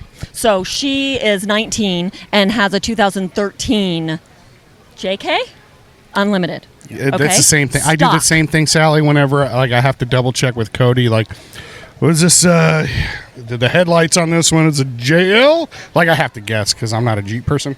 But your daughter's a Jeeper. Right, Sydney. So Sydney and her dad. Cool name. Okay. So Roy and I, my husband, have been Jeepers for years. So Sydney's grown up driving Jeeps, being around Jeeps. She finally just bought her own, again, stock, 2013, financed it herself, bought it herself, pays for it herself. It's all on her, right? Beautiful, pristine. And my husband sees this thing on Facebook. They're going to have a girls' Jeeper event. Okay. Well, Cody, I hope you didn't send anyone to it. Cody's affirming. You guys can't hear. I'm just saying I saw it. Cody saw the post. So my husband onto Facebook. And Sally was upset about it. I just hoped he didn't send anyone to it. So my husband wants Sydney to get more experience on the trails, and this said for first-time Jeepers. Right, that sounds like a good time. women. Yeah, get out there. You have some support. Let's go out and. What trail was it? The farm, Bundy Canyon, Murrieta area off the 215. So Yeah, they don't. I'm an Inland Empire person. They don't really let me down in those areas. Cody, have you heard of that? I've heard of it. I've never been there. Okay. So, did I mention that it was at night? Oh no! Like a bad idea. That does. You do a first-time Jeeper event at night. Yeah. All right. Did you hear, Cody? You got the headphones on. Could you hear yourself? Okay. All right. Cody, I'm asking he myself doesn't have a microphone. Wow. So. Why would you do that at night? So I'm First timers invited, right? This is what I'm thinking, Cody, because I have an answer to your question in my mind. Because it's going to be boring as hell. Heck. Damn it. Yes, it's going to be boring, right? Because it's first timers. They want to get everyone out on a nice. I'll be honest with you, that dirt sounds trail. really adventurous. That sounds like something after about a 6-pack of beers that I would try and do myself at night, 4-wheeling. But go on. With a bunch of newbie girls, women, whatever. And they admit, right? We're newbies. We want to start on There's the like trail. a joke there, but I'm going to just lay off of that. Give it to me. Come on. That's what makes it fun. So, my husband Roy says, I think we should go to this. I think Sydney would really like it. She works a lot of weekends. She happened to be off. Let's support her. I don't drive. I mean, I drive. I got a driver's license. I take myself to work. Good for you. I'm the passenger. I want to be sitting in the passenger seat, hanging out, but you can't starting do that. off, like, how did it start? Okay. Everybody started meeting up at some point. Everybody meet here at so and such time. What was it started that like? late. That's how it started. Well, that happens. Started late. I understand that. That's not abnormal. It was already at night and it's late? At 8:30, and it started on the trail at 10:30. Oh no! Wow, that's way past my bedtime. I'm asleep. All right. I'm knocked out. So you guys persevered. Like 10 we're of still us. doing it. Okay, there's 10 of us. Coach, did you hear me say use the word persevere? I did. Good job. Thank you. They told us to air down to 13. Wow. What? Where are you guys? What I is looked at my this trail? husband and I'm like, okay, I don't know anything about off-roading. I just hear what he says, blah, blah, blah, blah, blah, blah. I go, I'm not airing down to 13, right? We're not airing down to 13, right? He's like, no. Maybe you should. But then the next think about question, that. yeah. The next question is, do we need to disconnect? Not us, because we got a Rubicon. We Oh. press the button. We don't You're have cool, to. yeah. But my All daughter. right. Wait a minute. It's starting to sound like I just got a Rubicon. I just want to brag about it. So I need a story. But go on. All right. Because I won't disconnect, right? I don't know anything about this stuff. We're here for my daughter. We want my daughter to do. Okay, do you need to disconnect? No, nothing we're going to be going on is you need to disconnect. So again, I'm thinking, boring, but that's okay. It's at night. We're going to get going. All right, 10:30. Yeah. We get going on the trail. We start going, and the first thing you start hearing down the sides of your brand new No. Jeeps. Oh Yes. my God. Yes. What? Right. Okay. Go on. So my husband's like, no big deal. We can buff them out. I'm already like hyperventilating. But those are, because- hold on.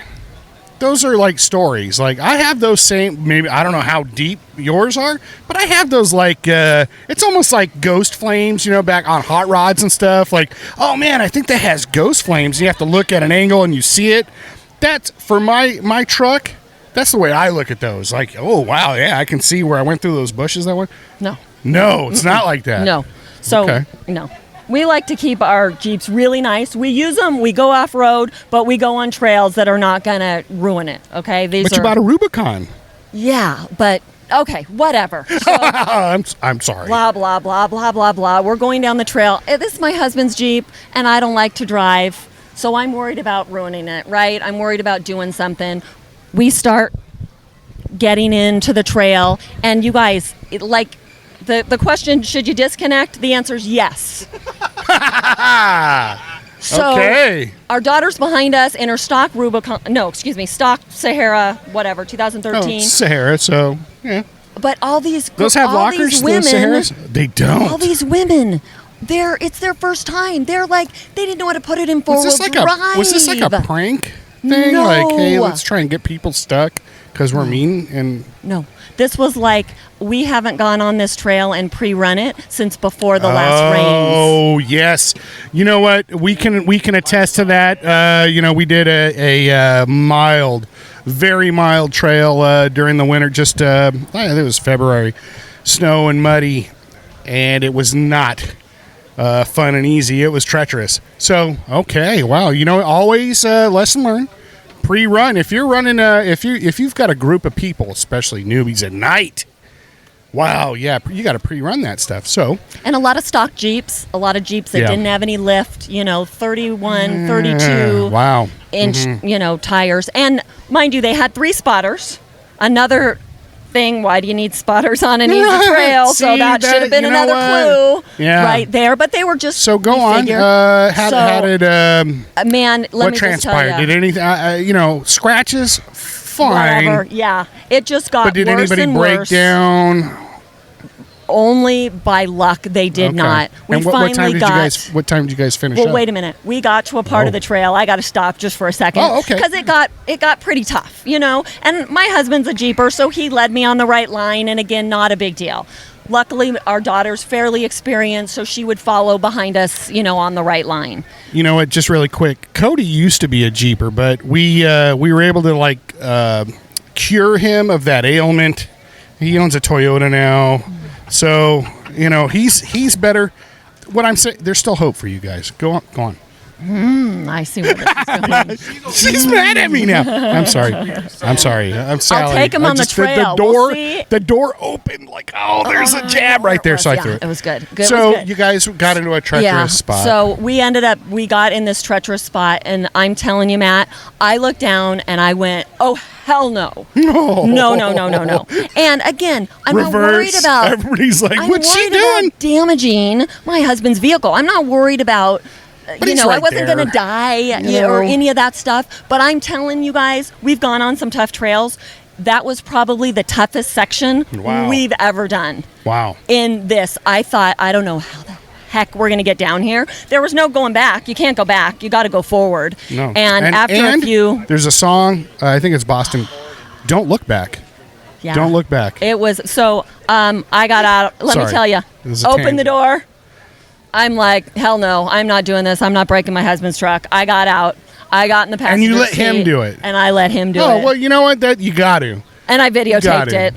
Okay, and how did he do? Yeah, he did great because he's a Jeeper. He has that affliction. But let me tell you, there were some women in tears for sure. There were some women that these are our daily drivers. We don't have. When you approached us, you said you didn't want to mention names. But I mean, who ran this group? Wait.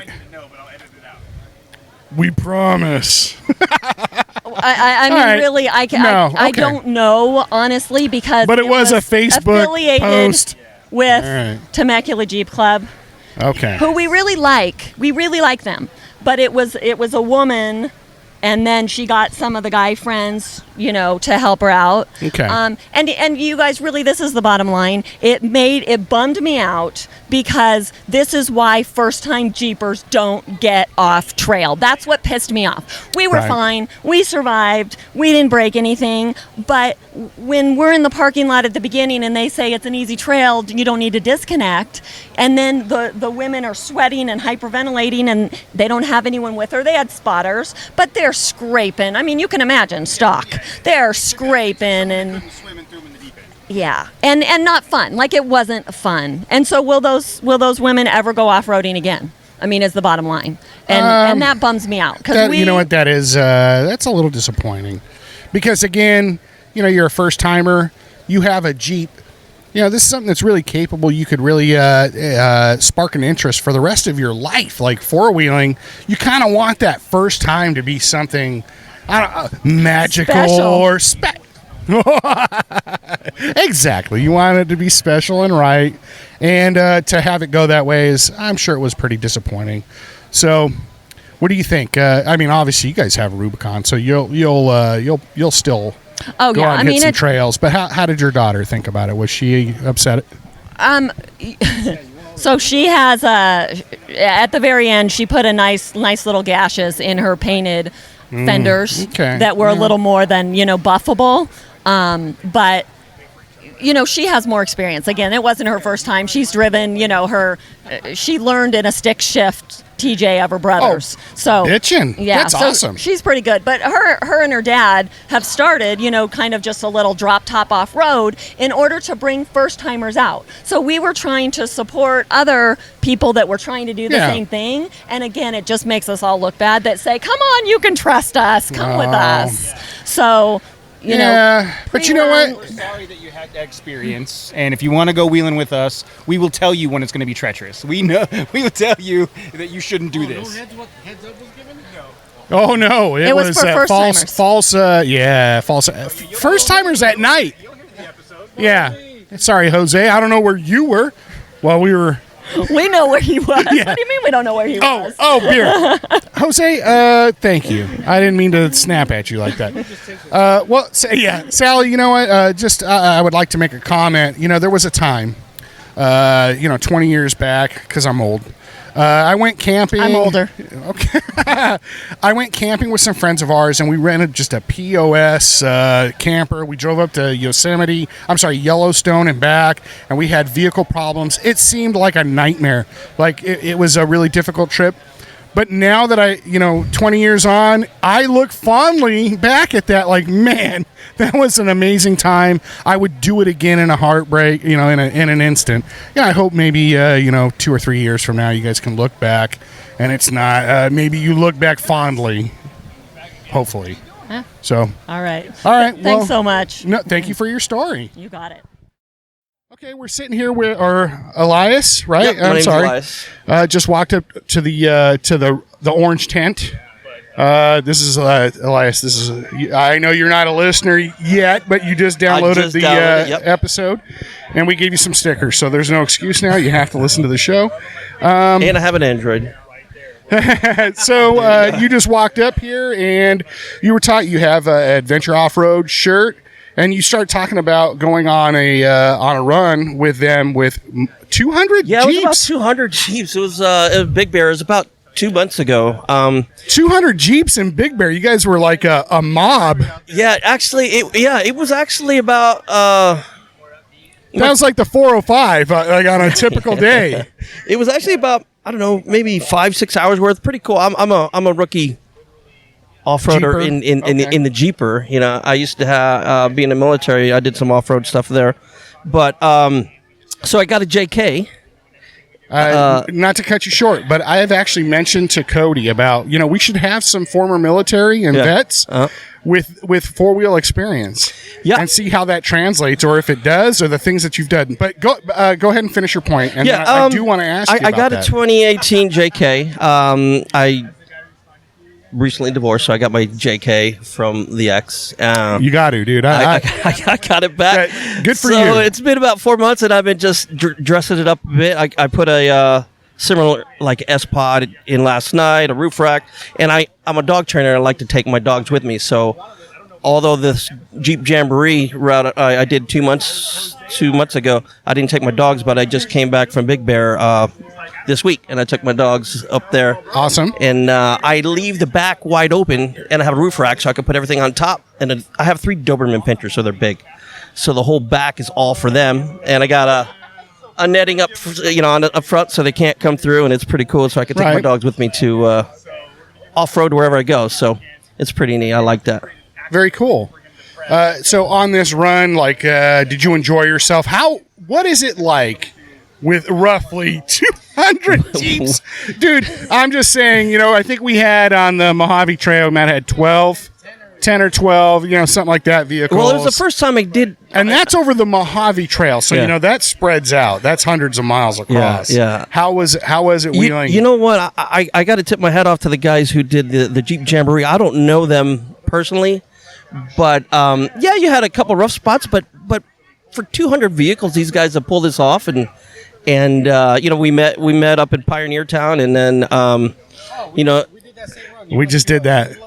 I don't know. I don't recall. I don't think it was Sugarloaf. I think it was something else. But you started in Pioneer Town? Yeah, started in Pioneer Town, and then we just did that. It was pretty cool.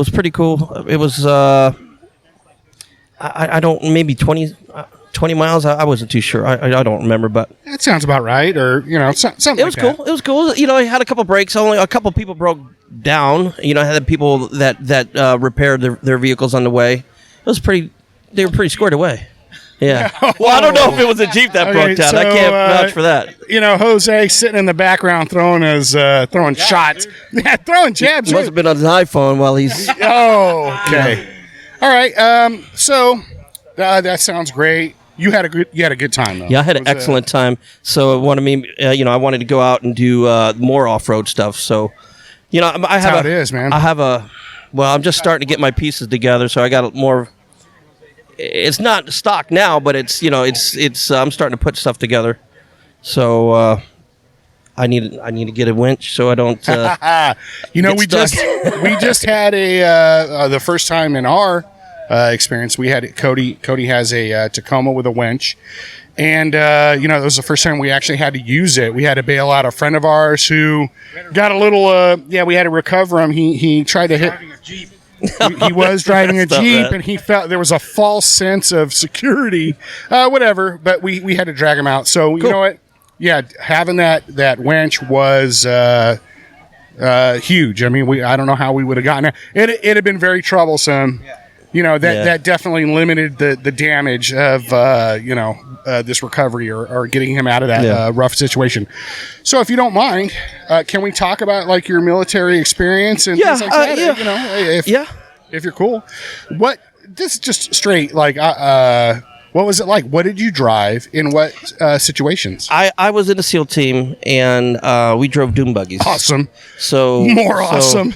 So, dude, Elias, hold on. Hold on, dude. Hold up. But here, I'm sorry. I can't take credit. There's like 14, 15 guys that were part of the unit.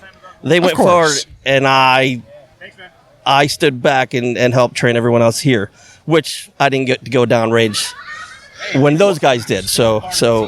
But it was dune buggies. It was Chenoweth dune buggies, and we stripped them down, rebuilt them all, and then we were in the Chocolate Mountains, did a lot of riding over there. Awesome. With night vision goggles and oh my God, wow, all that cool stuff. All the DARPA stuff. So I always had the fever of getting back off-road, and now I can, so which is cool. So I mean, I'm trying to tread lightly or what have you, but was it like enjoyable, like driving the dune buggies? Well, the dune buggies were cool because I could break stuff and it's not my money. So exactly. And we would deploy with toolboxes and send it like Operation Send It. Just go, baby. We had toolboxes for like each dune buggy and all the craftsman tools that were etched with toolbox one or whatever. Specific, it was DPV one, dune buggy one. Oh, badass. So it was cool, and we had machine guns and grenade launchers and stuff on our dune buggies as well. So 50 cal up front. I'm so excited right now. Go on. M60 in the back, and it could be M60 up front or a grenade launcher up front, and rocket and our tank rockets on the side. That seriously sounds like G.I. Joe, like the cartoon, like this stuff. But now I have a JK. I don't have that cool whiz-bang stuff, and when I break something, this. So the cool thing in the military is that, but I think you can have all that stuff mounted to your Jeep. If you lived in Texas, yeah, I want to move to Texas, man. I'm telling you, I want to move to Texas. I want to load it up. Yes. Yeah. Well, that's awesome. You know what, Elias, thank you for coming up to the booth. Thanks. Hopefully you become a regular listener and a fan of the show. Yeah, because appreciate it. This is it, man. You're actually prime content for our podcast. Thank you for coming in. Well, thanks for grabbing my shirt there, and I'm usually a shy guy. I didn't even have a beer yet, man. So you know what? Have beers, even better. Have a couple of beers and come back, man. When I come back, man, watch out now. All right, thanks, man. All right, you got it. We'll see you guys.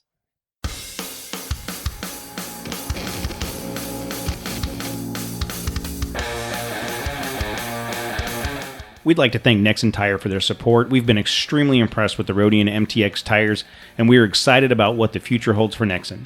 If you want to be part of this growing community, please go to nexentireusa.com and check out their complete line of tires for your rig. We would love to hear your feedback. Please go to trailchasers.net/contact and drop us a line or leave us a voicemail at 951-395-DIRT. You can stay up to date with all our shenanigans by going to trailchasers.net/register and signing up for our newsletter, or follow us on Instagram at The Trailchasers. Do you want us to talk about you on the show? Best way to do it is leave us a review on iTunes. And thanks again to Ryan Torigno for all the music on the show. You can find him at ryantorigno.com.